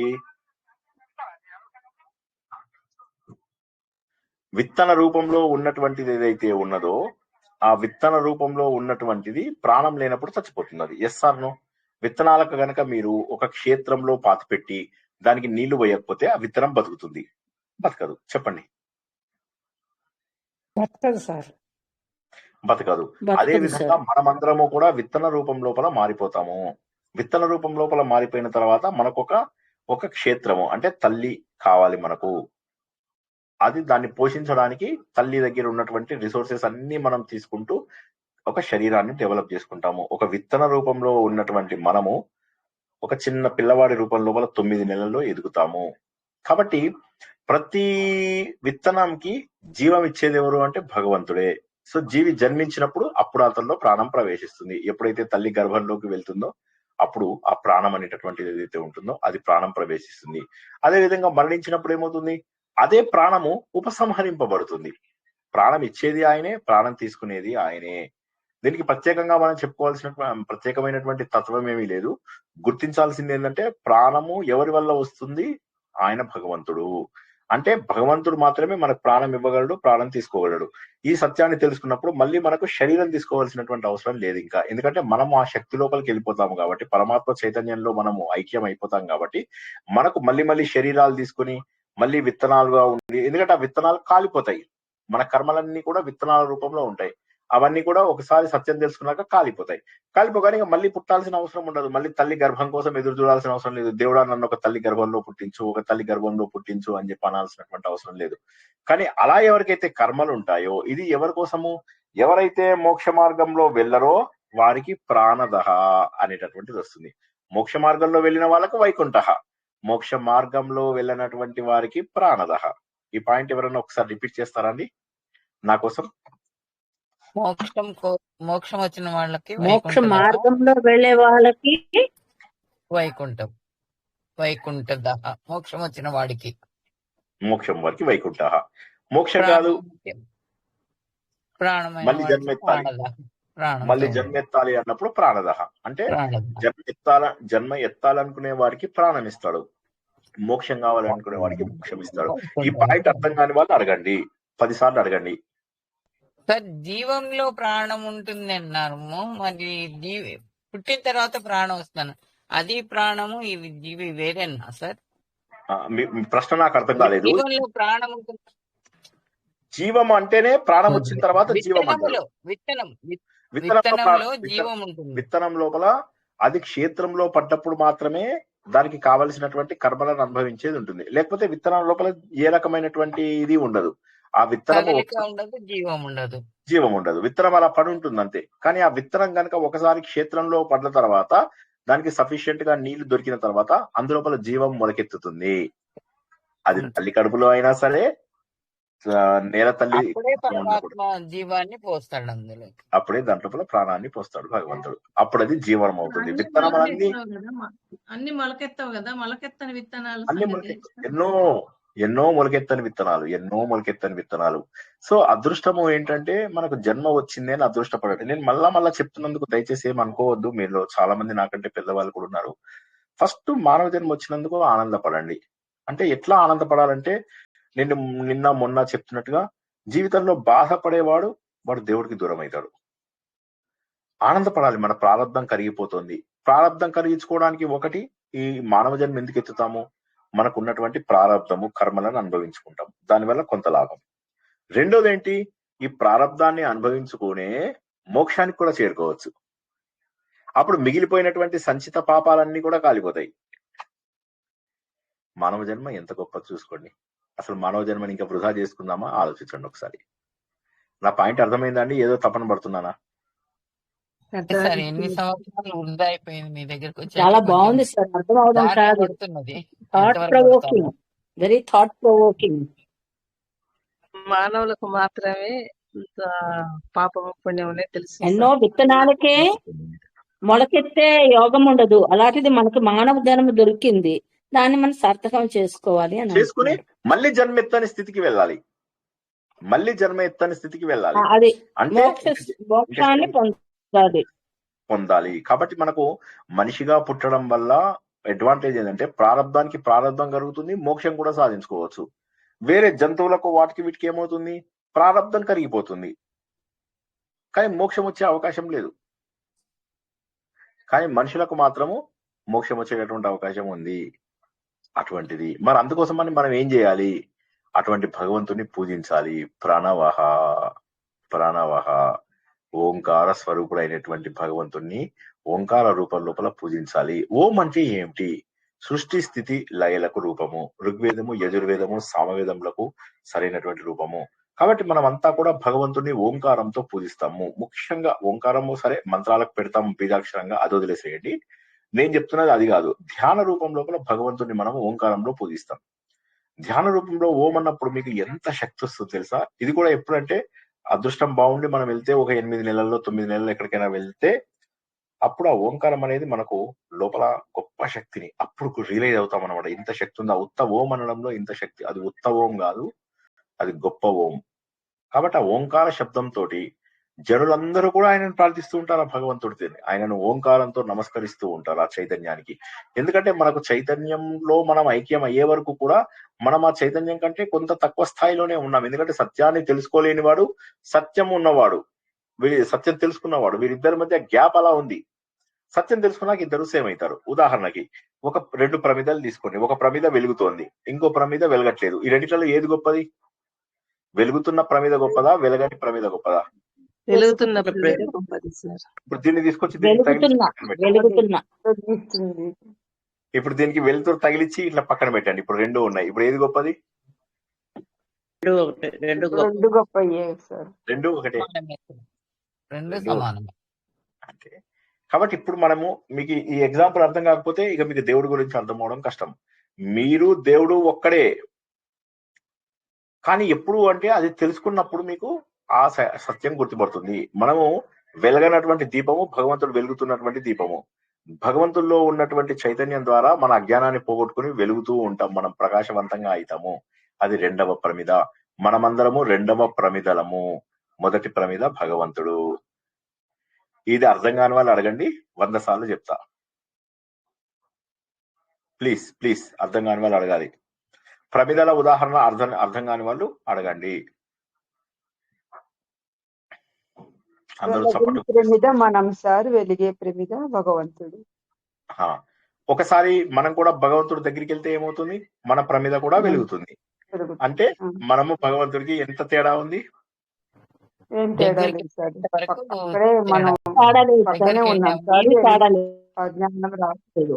ఒకసారి భగవంతుడి దగ్గరికి వెళ్ళామంటే మనం కూడా భగవంతుడి రూపంలో బ్రహ్మవిద్ బ్రహ్మైవ భవతి. విన్నారా ఎప్పుడైనా? బ్రహ్మవిద్ బ్రహ్మైవ భవతి. బ్రహ్మను తెలుసుకున్నవాడు బ్రహ్మమైపోతాడు. భగవద్గీతలో చాలా క్లియర్ గా తెలుసుకున్నాం మనం. ఇది ఎన్నిసార్లు చెప్పినా అన్ని గ్రంథాలలో, మన ఉపనిషత్తులలో ఉంది, ఉపనిషత్తుల సారమైనటువంటి భగవద్గీతలో ఉంది, భాగవతంలో ఉంది. మనం ఎందుకు నారాయణీయం భాగవతం అంత బాగా చెప్పుకున్నాం? మళ్ళీ ఎందుకు చెప్పుకుంటాం? ఎందుకంటే దానికి కారణం ఏంటంటే అందులోపల కూడా మొత్తం తత్వం ఉంది. మిగతా పురాణాలు ఎక్కువ చెప్పండి సార్ అంటే చెప్పాను, కొన్ని పురాణాలు మీకు చెప్పాను, చెప్పలేదని కాదు, కానీ ఆ పురాణాల కంటే భాగవత పురాణంలో ఎక్కువ జ్ఞానం ఉంది. ఇప్పుడు జస్ట్ ఇమాజిన్ చేసుకోండి, ఒక వెలుగుతున్న దీపం పక్క దానికి వెలిగించుకున్నారంటే అయిపోయింది. సో అయిపోయింది. జస్ట్ మీరు జీవితాన్ని భగవంతుడి దగ్గర ఎంత తొందరగా మార్చుకోవచ్చో చూసుకోండి. సో కాబట్టి ఆ భగవంతుడి యొక్క స్వరూపానికి మారాలి అంటే ముందు మనకు ఆ వెలుతురు ఇవ్వాలి. ఆ వెలుతురు ఇవ్వడానికి మనం గురువుని ఆశ్రయిస్తాం. ఆ గురువు కాస్త దొంగ గురువు దొరికారంటే అంతే సంగతులు. అప్పుడు ఆశ్రయించినప్పుడు మనకు ఎవరైతే ఆ వెలుతురు జ్ఞాన జ్యోతిని ఇస్తారో ఆ జ్ఞాన జ్యోతిని ఓంకార రూపం లోపల మనకు అందిస్తారు. స్వచ్ఛమైనటువంటి మనస్తోటి ఓంకార రూపంలో మనకు చేయించినప్పుడు ఆ ఓంకార రూపంలో మనం భగవంతుడిని, నా లోపల ఆత్మ జ్యోతిని వెలిగించవా భగవంతుడా, దీపం జ్యోతి పరబ్రహ్మ పాడతాం కదా, దాని మీనింగ్ ఏంటంటే ఓంకారము. దీపం లోపల 3 రంగులు ఉంటాయి, ఒకటి ఆ, ఒకటి ఊ, ఒకటి మా. దీపంలో ఉన్న 3 రంగులు కూడా ఓంకారమే. అటువంటి భగవంతుడు. ఎందుకంటే భగవంతుడు ఎవరు, నువ్వు ఎందుకు నమస్కరించాలి? ఎందుకంటే భగవంతుడి యొక్క భాగమే వేదము. ఆ వేదమే భగవంతుడికి నమస్కరిస్తుంది. శృతి గీతల లోపల ఏం చెప్తాం, ఏం తెలుసుకున్నాం మనం? ఆ వేదాలన్నీ కూడా మేమే శృతులము, మాకు తెలుసు, మేము భగవంతుడితో సమానమైనటువంటి సమయంలో పుట్టాము, మేము ఆయనని పూజిస్తాము. వేదాలే భగవంతుడిని పూజించినప్పుడు మేమెందుకు పూజించము? వేదాలన్నీ కూడా ప్రణవం ద్వారా భగవంతుడిని పూజిస్తాయి. ఋగ్వేదం, యజుర్వేదం, సామవేదం 3 కూడా కలిపేస్తే అదే ఓంకారం. అంటే వేదాల యొక్క సముదాయమే భగవంతుడిని పూజిస్తే ఆ వేదాల యొక్క సముదాయంతో నువ్వు భగవంతుడిని ఎందుకు పూజించవు? కాబట్టి దానినే ప్రణవము అని చెప్పేసి అంటారు. కాబట్టి ఏంటంటే ఇది సనత్ కుమారుడు మనకు వస్తుంది, సనత్ కుమార దీంట్లో చరిత్ర లోపల ఇది వస్తుంది. ఆయన ఏమంటాడంటే ఆ భగవంతుడిని తెలుసుకోవాలి అంటే కేవలం ఓంకారమే మనకు మార్గము, మరి ఏది ఇక మార్గం లేదు మనకు. ఆ భగవంతుడిని తెలుసుకోవాలి. ప్లస్ నవ, ఓంకార స్వరూపుడు అయినటువంటి వాడు, ప్రకృష్టంగా కొత్తగా ఎప్పటికీ ఉండేటటువంటి వాడు. ఓమిత్ ఏకాక్షరం ఇదం సర్వం అనేది వస్తుంది కదా, మీకు జ్ఞాపకం ఉందా? భగవద్గీతలో కూడా ఓంకారం ఒక్కటి. సో కాబట్టి ఏకాక్షరం బ్రహ్మ కరెక్ట్. దాన్ని ఎవరైనా స్మరించినట్లయితే ఇంకేం కావాలి చెప్పండి. సో కాబట్టి సృష్టి స్థితి లయలకు 3ంటికి రూపమైనటువంటి ఈ ఓంకారాన్ని ఎవరైతే పాడతారో, ఎందుకంటే భగవంతుడు అంటే ఎవరు? GOD, generator, organizer, destroyer. సృష్టి చేసేవాడు, స్థితి చేసేవాడు, లయ చేసేవాడు. ఈ 3ంటికి ఆ, ఊ, మా, ఈ 3ంటిని కలిపి నువ్వు చేసినట్లయితే ఆయననే ప్రణవ స్వరూపుడు. ఆయనని ఓంకారంతో పూజిస్తే నీళ్ళు లైట్ వెలుగుతుంది. లైట్ వెలిగితే నీ దీపానికి లైట్ కావాలా? నీ దీపానికి ఏం కావాలి? లైటే కదా కావాల్సింది. ఆ లైట్ ని ఓంకారం అంటారు. సింపుల్ మాటలో, ఇక్కడ ఒక లైట్ ఉంది, ఇక్కడ ఉంది, ఆ దేవుడిని ప్రార్థిస్తూ దేవుడు వచ్చి లైట్ పెట్టేసి వెళ్ళిపోతారు. అర్థమైందా? ఇప్పుడు మనం ఏం కోరుకోవాలంటే భగవంతుడు మనలో ఉన్నటువంటి ఆత్మజ్యోతి వెలిగించాలి అని చెప్పేసి కోరుకున్నాం. సరేనా? అదే ఇప్పుడు విశ్వంలో ఆత్మసుఖపు వీడిని ఆట కొరకు పాత్ర పోషణ చేసిది సూత్రధారి, విశ్రమించదని పాదం ఆశ్రయించి పరమ కరుణాంతరంగా శ్రీ పాండురంగ. జై శ్రీకృష్ణ. ఇప్పుడు అడగండి ప్రశ్న. విశ్వంలో ఉన్న ఓంకార శబ్దమే మన ఆత్మలో కూడా ఉంటుంది కదా సార్? చదివితే వస్తుంది అంటే మనం అది అంటే మనము అవును అవును అందులో కూడా మనము ఓంకారం చేసినప్పుడు 5వ లేయర్, అది చివరి లేయర్ ఏదైతే ఉంటుందో 5వ లేయరు అన్నమయ కోశము, ప్రాణమయ కోశము, మనమయ కోశము, బుద్ధిమయ కోశము, చిత్త కోశము లేదా ఆనందమయ కోశము అనేది ఏదైతే ఉందో అది ఓంకార రూపంతోనే రిప్రజెంట్ చేస్తారు. ఓంకార రూపంకు చేరుకున్నాము అంటే మనము అక్కడ భగవంతుడిని చేరుకున్నట్టే లెక్క. కాబట్టి ఆ ఓంకారం కనుక మనం చదువుతూ ఉంటే మన శరీరంలో వచ్చే ప్రకంపనలు మన యొక్క మూలాధారం నుంచి సహస్రారం వరకు చక్రములను సరిగ్గా వాటిని శుద్ధి చేసి కింద ఉన్నటువంటి కుండలిని ఇలా పైకి ప్రవహిస్తుంది అని చెప్పేసి చెప్తారు. కాబట్టి ఓంకారమే ధ్యానానికి మూలము. ఇదే విషయాన్ని మనము సోహం లోపల హంస అని చెప్పేసి మనం అందరూ కూడా తెలుసుకున్నాం. సోహం లోపల నుంచి సా తీసేసేయండి, ఏం మిగిలింది? సోలోంచి సా తీసేస్తే ఏం మిగులుతుంది? ఓ మిగులుతుంది. హంలోంచి హా తీసేస్తే ఏం మిగులుతుంది? ఓం. సో ఇప్పుడు సోహం లోపల సాని హాని తీసేస్తే ఏం మిగులుతుంది? అది. సో నేనే అది అని ఏదైతే సోహం అంటామో ఆ సోహం, ఇదే మనం ఎక్కడ తెలుసుకున్నాం? ఉత్తర గీతలో తెలుసుకున్న మాట ఇక్కడ చెప్పాను నేను. ఇప్పుడు మీకు చెప్పింది ఉత్తర గీతలోది మాట. సోహం లోపల ఉన్నటువంటి ఎస్ ని హెచ్ ని కనుక తీసేస్తే మిగిలేది ఓం. సోహం అంటే ఏంటి? సహ అహం, సహ అహం, అదే నేను. సహ అహం, అదే నేను, అదే నేనై ఉన్నాను. అది ఓంకార రూపం లోపలికి మారిపోతుంది. ఈ ఓంకారమే సృష్టి స్థితి లయ. ఇది మనం ఎప్పుడో మోక్ష స్థితిలోనే ఉన్నాము, ఎప్పుడో మనం ఓంకార స్థితిలో ఉన్నాము. అది తెలుసుకోవడానికి మళ్ళీ ఓంకారం ద్వారానే ధ్యానం చేసి ఆ స్థితికి చేరుకున్నప్పుడు ఇక అయిపోయింది, ఇక మనం పర్మనెంట్ చైతన్యం. అందుకే సూర్యుడిలో ఎప్పుడు ఓంకార రూపం అలా ప్రజ్వలిస్తూ ఉంటుంది.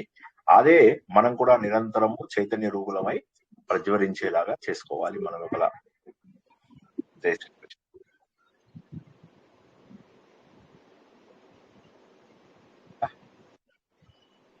బాగున్నాయి. సార్ క్విజ్ 13 కొద్ది సార్. సార్ వేరే డేట్ మార్చండి సార్, 13 కొద్ది సార్ క్విజ్. అయ్యో ఎందుకు? నేను జర్నీలో ఉంటాను సార్ ఆ టైంలో. ఎక్కడికి వెళ్తున్నారు? అయ్యో రామా, మళ్ళీ జర్నీలు పెట్టుకున్నారా దేవుడా? మన అవును స్టూడెంట్స్ సార్, అన్ని ఊర్లు తిరుగుతున్నారు. ఎక్కడికి వెళ్తున్నారు? ట్రిప్ సార్, పిల్లలు మా వెళ్దామని 2 days. 2 days అంటే మీరు 13 నాడు వెళ్ళి 14 నాడు వచ్చేస్తారు అంతేనా? అంతే సార్. 13 నాడు సరేలేండి, ఆలోచిద్దాం. ముందైతే ఫస్ట్ ఒక క్విజ్ పూర్తి చేసుకుందాం, ఓకేనా? Okay sir. ఆత్మ ఓకే లేదా 6వ తారీఖు పూర్తి చేసేసుకుందామా అందరం? 6వ ఓకే తారీఖు సార్. ఆత్మ ఆరో ఆరో అయితే ఓకే తారీఖు సార్. నేను జర్నీలో ఉంటాను సార్. నేను అప్పుడు స్టూడెంట్స్ చాలా తిరుగుతున్నారు, చాలా తిరుగుతున్నారు. ఏం లేదు, కర్నూలు నుంచి డ్యాన్స్, హైదరాబాద్ కు వస్తున్నా, అదే అంతే. పెళ్లిళ్ళు, పేరంటాలు, కరెక్ట్ గా డ్యాన్స్. ఆ సార్ టైంలో పెళ్ళిళ్ళు నేను ఏం లేవు కారులో సార్, ఉంటాను. పెళ్ళిళ్ళు ఏం లేవు సార్. మీరు ఎక్కడికి వెళ్తున్నారు భాగ్యలక్ష్మి గారు? నేను కర్నూలు నుంచి హైదరాబాద్ కు వస్తున్నా సార్. కరెక్ట్ గా ఆ టైంలోనే, ఆ రాత్రే నేను కారులో ఉంటా. ఎందుకని? ఎవరిదైనా పెళ్లి ఉందా? లేదు, నేను కర్నూలుకి మా అత్తగారి దగ్గరకు డ్యూటీ పడింది, ఇక్కడికి వచ్చినాను. మళ్ళీ హైదరాబాద్ కి వస్తున్నా. ఓకే, ఎవరైనా పెళ్లికి వెళ్తారేమో తిడదాం అనుకున్నాను కొద్దిగా. లేదు లేదు లేదు అత్తగారి డ్యూటీ ముగించుకొని పిల్లల అత్తగారి డ్యూటీ డ్యూటీ ముగించుకొని వదిన డ్యూటీకి పోతున్నా సార్. మీరేమో సరే, మీరందరూ బాధపడొద్దు అంటున్నారు. నాకు అన్ని బాధపడే పరిస్థితులే ఎదురవుతున్నాయి. అత్త మాత్రం బాధపడద్దమ్మా, నేను చెప్తున్నాను. మన స్టూడెంట్ గా ఉన్నంత వరకు బాధ మాత్రం పడితే ప్రామిసే, నేను చెప్తున్నా, అస్సలు బాధపడద్దు. ఏదైనా భగవంతుడి దారి లోపల బాధ మా ఉండకూడదని వదినకి చెప్తున్నా. మీరు క్యాన్సర్ అటాక్ అయింది సార్. మన టీమ్ లో కూడా ఒకరు రీసెంట్ క్యాన్సర్ వచ్చి తగ్గిన వాళ్ళు ఉన్నారు మన టీమ్ లో. ఒకరు, వాళ్ళ పేరు ఇక్కడ చెప్పకూడదు కాబట్టి చెప్పట్లేదు. వారు ముందు చాలా డిప్రెస్ అయ్యారు. అప్పుడు నేను చెప్పాను, ఇది భగవంతుడిది ధైర్యం ఉండు అని. తను అందరికంటే ఎక్కువ ధైర్యంగా ఉంది, అందరికంటే ఎక్కువ ఆనందంగా ఉంది, ఎక్కువ చైతన్యవంతంగా ఉంది ఆ అమ్మాయి. సో కాబట్టి మనలో ఎంతో మంది అలాంటి ప్రాబ్లమ్స్ ఉన్న వాళ్ళు మన టీంలో ఇప్పుడు మనం కాల్లో మాట్లాడుతున్నప్పుడు ఉన్నారు. సో అది కాబట్టి ఇదంతా ఏంటంటే మనము వేరేది పట్టించుకోవాల్సిన అవసరం లేదు. ఏది జరిగేది ఉంటే అది జరుగుతుంది, చెడు జరిగేది ఉన్నా జరుగుతుంది. పిల్లలని పోగొట్టుకున్న వాళ్ళు కూడా ఉన్నారు మన టీం లోపల.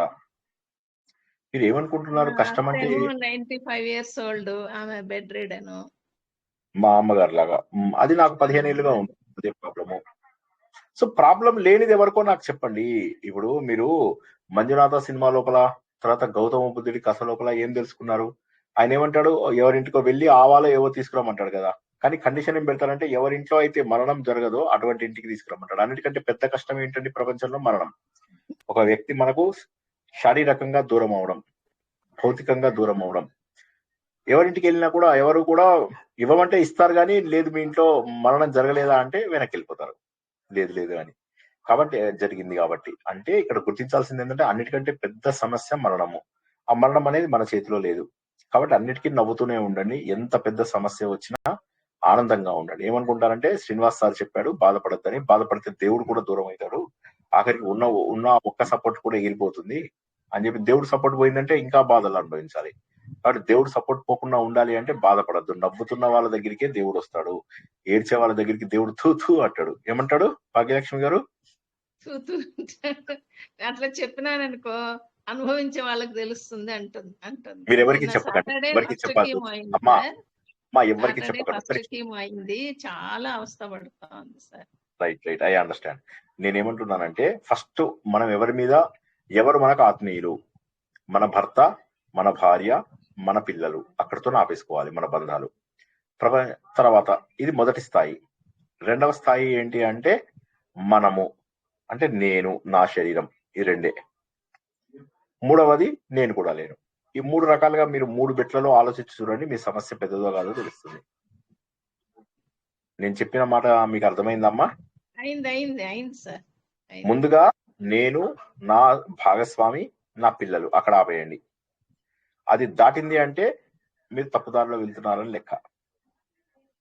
రెండవది నేను ఒక్కనే. నేను ఈ శరీరాన్ని వదిలేసి వెళ్ళిపోయినప్పుడు వీళ్ళందరూ ఏమి కాదు నాకు అని చెప్పేసి నా దగ్గర ఆపండి. మూడోది నన్ను కూడా వదిలేయండి. ఈ 3 మెట్ల లోపల అందరి యొక్క ప్రగతి నిశ్చయింపబడుతుంది. మీరు ప్రగతికి సోపానం ఏంటి అంటే ఈ 3 మెట్లే. ముందుగా నా దగ్గర వాళ్ళతో మాట్లాడతాను, తర్వాత నా దగ్గర వాళ్ళతో కూడా తగ్గిస్తాను, తర్వాత నాలో నేను సాధన చేసుకుంటూ నన్ను నేను మర్చిపోయి భగవంతుల్లో కలిసిపోతాను. నేను ఈ శరీరాన్ని అన్న సంగతిని కూడా మర్చిపోతాను. ఈ 3 మెట్లు ఎవరైనా సమ్మరైజ్ చేసి చెప్తారా? వెంకట చైతన్య జాయిన్ అయిందా ఇవాళ? సార్ ఫస్ట్ జాయిన్ అయ్యావా? పాయింట్ నేను భర్త నా జీవితంలో వాళ్ళిద్దరే సార్, వాళ్ళిద్దరే ముఖ్యము. ఆ తర్వాత నేను అంటే నా గురించి నేను, ఆ తర్వాత నేను కూడా కాదు అంటే శరీరం కూడా కాదు, శరీరాన్ని కూడా వదిలేయాలి. ఈ 3 జీవితంలో మనం ఎదగటానికి ప్రగతికి 3 మెట్లు, 3 సాధనలు. Very Hare good. కృష్ణ. చక్కగా చక్కటి చెప్పానో సమన్వయం. లేదో నాకు తెలియదు, లేదు కమ్యూనికేషన్. సరిగ్గా సమన్వయం చేస్తావనే నీకు చెప్పమని చెప్పా. జై శ్రీకృష్ణ, బాగా చెప్పావు. ఓకే, సో ఈ విధంగా ఏంటంటే ఇప్పుడు ఇవి ఆలోచిస్తే బయట వాళ్ళతో సమస్యలు అందరికీ ఎక్కువ తగ్గిపోతాయి. పెట్టుకోకూడదు అని సార్. అంటే ఎక్కువ రిలేషన్స్ బయట వాళ్ళతో ఎక్కువ పరిచయాలు అంటే ఇంతవరకే ఉండాలి మన పరిధిలు అని, ఎక్కువ ఉండొద్దు అని, దానికి 4 పాయింట్ లాగా. అందరితోటి ప్రేమపూర్వకంగా ఉండాలి, మర్యాదగా అవి వేరు. కాకపోతే అది బంధంలాగా పెట్టుకోకూడదు. ఇవన్నీ బాధ్యతలు. నేను మళ్ళీ చెప్తున్నా, మనం ఈ భగవంతుడు ఇచ్చినటువంటి నాటకంలో అందరము కేవలము పాత్రధారులమే. పాత్రధారులు కాస్త నేనే హీరోని అనుకుంటే కుదరదు. దెబ్బలు తింటాం. సినిమాలో హీరో కూడా కొన్ని సినిమాల్లో దెబ్బలు తిని చనిపోతాడు. కాబట్టి మీరు గుర్తించి ఏం చేయాలి అంటే ఎట్టి పరిస్థితుల లోపల కూడా నేను పాత్రధారిని అనుకున్నప్పుడు భయం అనిపించదు. ఇది నాటకమే కదా, దీనికి సొల్యూషన్ వస్తుంది. ఎందుకంటే ప్రతి తాళం కప్ప ఒక తాళం చెవితోటే ముడిపడి ఉంటుంది. ఒక సమస్య, దానికి ఒక పరిష్కారం, 2 కూడా కలిపే దేవుడు సృష్టిస్తాడు. అన్ని డోర్స్ క్లోజ్ చేసిన సమయంలో ఒక విండోని ఓపెన్ చేసి పెడతాడు. కష్టం వచ్చినప్పుడు కొద్దిగా ధైర్యంగా ఉంటే చాలు, ఆ సమస్య నుంచి బయటకు వస్తాం అంతే. లేదు మనం బాధపడుతూ ఉంటే అంతకంటే పెద్ద కష్టం వస్తుంది, మళ్ళీ పెద్ద కష్టం వస్తుంది, చివరికి చితికిపోయి లాస్ట్ లో నేను చెప్పే కదా, మా అమ్మగారు వెళ్ళిపోయే ఒక 4 ఏళ్ల కిందటి వరకు కూడా చాలా బాధపడుతుండేవాడు. వీళ్ళు రాలేదు, వాళ్ళు రాలేదు, వీళ్ళు వస్తే బాగుండేది, వాళ్ళు వస్తే బాగుండేది అన్ని. తర్వాత అవి కూడా మానేశారు లాస్ట్ లో. ఎందుకంటే ఆవిడకి ఆ పరిణతి రావడము నేను గుర్తించాను. ఆవిడకి కాస్త అనిపించింది, అరే ఇది నిజమే కదా, మాకు పిల్లాడు చెప్తున్నది కరెక్టే కదా అని చెప్పేసి కొంత గుర్తించింది. కొంత ఆవిడ ఆలోచన ద్వారా వచ్చింది, ఎక్కువ ఆవిడ ఆలోచన ద్వారానే వచ్చింది. కొంత సరే నేను కూడా దాన్ని దృఢీకరించడము. సో దానివల్ల ఏమైందంటే నిజమే కదా, నేను శరీరాన్ని వదిలేసి వెళ్ళిపోతాను, ఎవరు శాశ్వతము, భర్తనే వెళ్ళిపోయాడు నన్ను వదిలేసి, పిల్లలు వారానికి 2 సార్లు 3 సార్లు వస్తారు అంతే, ఏముంది ఇంకా నాకు ఇలాగ మంచం మీద ఉండి వేరే వాళ్ళతో చేర్చుకోవాల్సి వస్తుందంటే ఇదంతా ప్రారంభం కాక మరి ఏంటి, నా తప్పేముంది ఇందులో కూడా అని ఇలా ఆలోచించి లాస్ట్ 3-4 ఏళ్ళు కొద్దిగా బెటర్ గా ఉన్నారు అమ్మ. అంతకుముందు చాలా బాధపడుతుండేవారు. చూడరా, వీళ్ళు ఫోన్ చేస్తే వీళ్ళు లేపలేదు, వాళ్ళు ఫోన్ చేస్తే వాళ్ళు లేపలేదు, వీళ్ళు రాలేదు మన ఇంటికి, నన్ను చూడడానికి ఒక్కసారి అయినా రాలేదు అని. పెద్ద అయినా కొద్ది వాళ్ళకు ఆదరించే వాళ్ళు కావాలి అనిపిస్తుంది. కానీ పెద్దవాళ్ళే ఎక్కువగా అనాదరణకు గురైతూ ఉంటారు, నిరాదరణకు గురైతూ ఉంటారు. ఆ సత్యాన్ని గుర్తించండి. కాబట్టి వీలైనంత వరకు ఏంటంటే వేరే వారిపైన ఆధారపడినప్పుడే ఈ ప్రాబ్లం వస్తుంది. కానీ మానసికంగా మీరు శరీరాన్ని వదిలేసిన సమయం లోపల అప్పుడు ఏమవుతుందంటే ఎవరు నన్ను చూడలేదు, నన్ను పట్టించుకోలేదు, నాతో బాగుండలేదు అనే బాధ మీకు పోతుంది. ఇది లోక సహజం అని చెప్పేసి గుర్తించగలుగుతారు. ఎవరు బాధపడతారు ఎక్కువగా? ఎవరైతే సత్యాన్ని తెలుసుకోలేదో వాళ్ళు ఎక్కువ బాధపడతారు. సత్యాన్ని తెలుసుకున్న వాళ్ళు కామ్గా ఉంటారు. నా మాట అర్థం చేసుకున్న వాళ్ళు అర్థం చేసుకోండి, వీలైతే ఇంకో 2 సార్లు వినండి ప్రవచనం. కానీ నేను ఒకటే చెప్తున్నా, బాధపడేవాడు దేవుడికి దూరం అయి తీరుతాడు. ఇది నేను పెట్టే శాపం కాదు. ఇది నాకు అంత శక్తి లేదు, నాకు అంత పవర్స్ ఏం లేవు, నాకు శాపం పెట్టేంత శక్తి లేదు నాకు. సో కాబట్టి ఉన్న మాట వినండి, ఏడ్చే వాళ్ళకు దేవుడు దూరం అవుతాడు. జై శ్రీకృష్ణ. ఇంకా అటు ఇటు అడ్డదిడ్డంగా ఫంక్షన్స్ కి వాటికి వీటికి వెళ్తూ జనాలను ఎక్కువ మందిని కలుస్తూ ఎందుకు ఇంకా దుఃఖాలని పెంచుకుంటారు చెప్పండి? మెల్లమెల్లగా తగ్గించండి. మెల్లమెల్లగా అంటే 1 year కి తగ్గిస్తామంటా కాదు, తగ్గించండి. రేపటి నుంచే తగ్గించండి. మనుషులతో తగ్గించండి. దేవుడితోటి ప్రకృతితోటి మమేకమైతూ ఉండండి. అట్లా అయితే బెటర్. ఇప్పుడు మీకు కొన్ని ఆశ్రమాలు అవి ఉంటాయి. ఇప్పుడు మన మంత్రి సత్యనారాయణ గారివి అవి ఆశ్రమాలు ఉన్నాయి. వెళ్ళి ప్రకృతి చికిత్సాలయంలో అలా జాయిన్ అవ్వండి. కొత్త వాళ్ళతోటి, ఎవరితోటి బంధం లేని మళ్ళీ అక్కడికి వెళ్ళి ఫ్రెండ్షిప్ చేసుకొని వదిలే మంచిగా మాట్లాడుకున్నామే 15 రోజులు నీ నెంబర్ ఇవ్వు అన్నారంటే అయిపోయి మళ్ళీ పోయింది. ఉన్నదంతా 25,000 పోయినట్టే. ఈ వదినలతో చచ్చిపోతున్నాం. సో వదిలేయండి, ముందు ఫస్ట్ దాన్ని వదిలేయండి. కాబట్టి ఏంటంటే అక్కడ ఏదైనా ఆశ్రమాకి వెళ్ళి ఒక 1 నెల రోజులు 2 నెలలు ఉండండి. మెల్లమెల్లగా దూరం అవుతూ ఉండండి. అయితే ఇంట్లో భార్యాభర్తకి ఇద్దరికి ఒకేసారి అది వచ్చే అవకాశం లేదు. ఏమంటారు? వైరాగ్యం వచ్చే అవకాశం లేదు. కాబట్టి ఎవరి సాధన వారే చేసుకోవాలి. ధర్మేచ అర్థేచ కామేచ నాతిచరామి, మోక్షేచ గ్యారంటీ లేదు. కాబట్టి దేనికి బాధపడకండి ప్లీజ్. నా స్టూడెంట్స్ లాగా నేను తిట్టినా కూడా బాధపడకండి. నేను ఎప్పుడైనా అప్పుడప్పుడు కసురుకుంటాను, దానికి కూడా బాధపడకండి. సో దేనికి బాధపడదు. నేను కసురుకుంటే బాధపడతారా? ఎంతమంది బాధపడతారు? చేయలేబట్టి అనుకుంటాం సార్. సార్ ఇంత చెప్తున్నా మనకి రావట్లేదే, సార్ ఎంత కష్టపడుతున్నారని బాధపడతాం. మాకు రావట్లేదే అని బాధపడతాం. మా కోసం సార్ ఇంత కష్టపడుతున్నాడు. వింటున్నాను సార్. కరెక్టే. మీకు అక్కడ క్లాస్ ఉంది కదా సార్, అయినా కూడా మీరు భాగ్యలక్ష్మి గారు చెప్పాక అలా అదంతా మళ్ళీ ఆలోచించకుండా ఇటే చెప్తున్నారు కదా సార్. అది అందరికీ సాధ్యం అవ్వదు సార్. ఆయన గమ్మత్ ఏంటి తెలుసా? ఆ మీటింగ్ ఆర్గనైజర్ నేను. అదే అది ఇందాక అన్నారు కదా సార్, అదే అనిపిస్తుంది. ఎప్పుడు చెప్పగానే మీరంతా రెస్పాండ్ అయ్యి అది పక్కన పెట్టి మమ్మల్ని మోటివేట్ చేయటం అంటే అది అందరికీ రాదు సార్ అలాగా. కానీ నేను ఎప్పుడు సంతోషపడతానంటే మీరు ముందు మారండి. ఇప్పుడు మీరు అంటారు చాలాసార్లు, సార్ హిమాలయాస్ తీసుకెళ్ళండి సార్. తీసుకెళ్ళచ్చు, నాకేం కానీ ప్రాబ్లం ఏంటి తెలుసా? అక్కడికి వచ్చిన తర్వాత మళ్ళీ మీరు వీడియోలు పెట్టి అందరికి వీడియోలు చూపిస్తూ ఫోన్లు చేసుకుంటూ దాన్ని ఒక సైట్ సీయింగ్ లాగా చేశారనుకోండి, అప్పుడు ఏమవుతుంది? అక్కడికి వచ్చిన పర్పస్ డిఫీట్ అవుతుంది. పర్పస్ ఏంటి? మనస్ఫూర్తిగా భగవంతుడితో మమేకం. ఒక్కసారి ఆనందాన్ని పొందండి, తర్వాత మీకు ఈ కష్టాలు. ఇప్పుడు మీరు ఏమనుకుంటారు? నాకు జీవితంలో కష్టాలు లేక అనుకుంటారా? తెలుసా, ఇవాళ నాకు ఎట్లా అంటే నాకు నిద్ర సరిపోక ఆఫీస్ లోపల పని ఎక్కువయ్యి బండి సర్వీసింగ్, మీకు చెప్తున్నా కదా, బండి సర్వీసింగ్ కు నాకు టైం లేదు. ఎప్పుడు జనవరిలో యాక్సిడెంట్ అయింది నాకు. అంటే 7 నెలల నుంచి 6 months సార్, 6 6 నెలలు months. దాటిపోయింది సార్. అంతకుముందు అప్పటికే అది కొద్దిగా సర్వీసింగ్ డ్యూ ఉండే. అది దాన్ని వాడన్ని దాన్ని డొక్కులు తీసి అవి తీసి ఇవి తీసి ఎంత బాగా చేశాడు. కొత్త బండి లాగా చేశాడు. రేపు ఫోటో తీసి పంపిస్తా. దొర బాబులాగా కూర్చుంటా బండి మీద.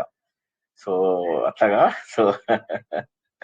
సో అలాగా వాడే అన్నాడు, సార్ అవును సార్ రైట్ సైడ్ మొత్తం ఇదేంటంటే నా భుజం ఏమంటారు 1 నెల రోజులు పట్టింది పూర్తిగా తగ్గడానికి.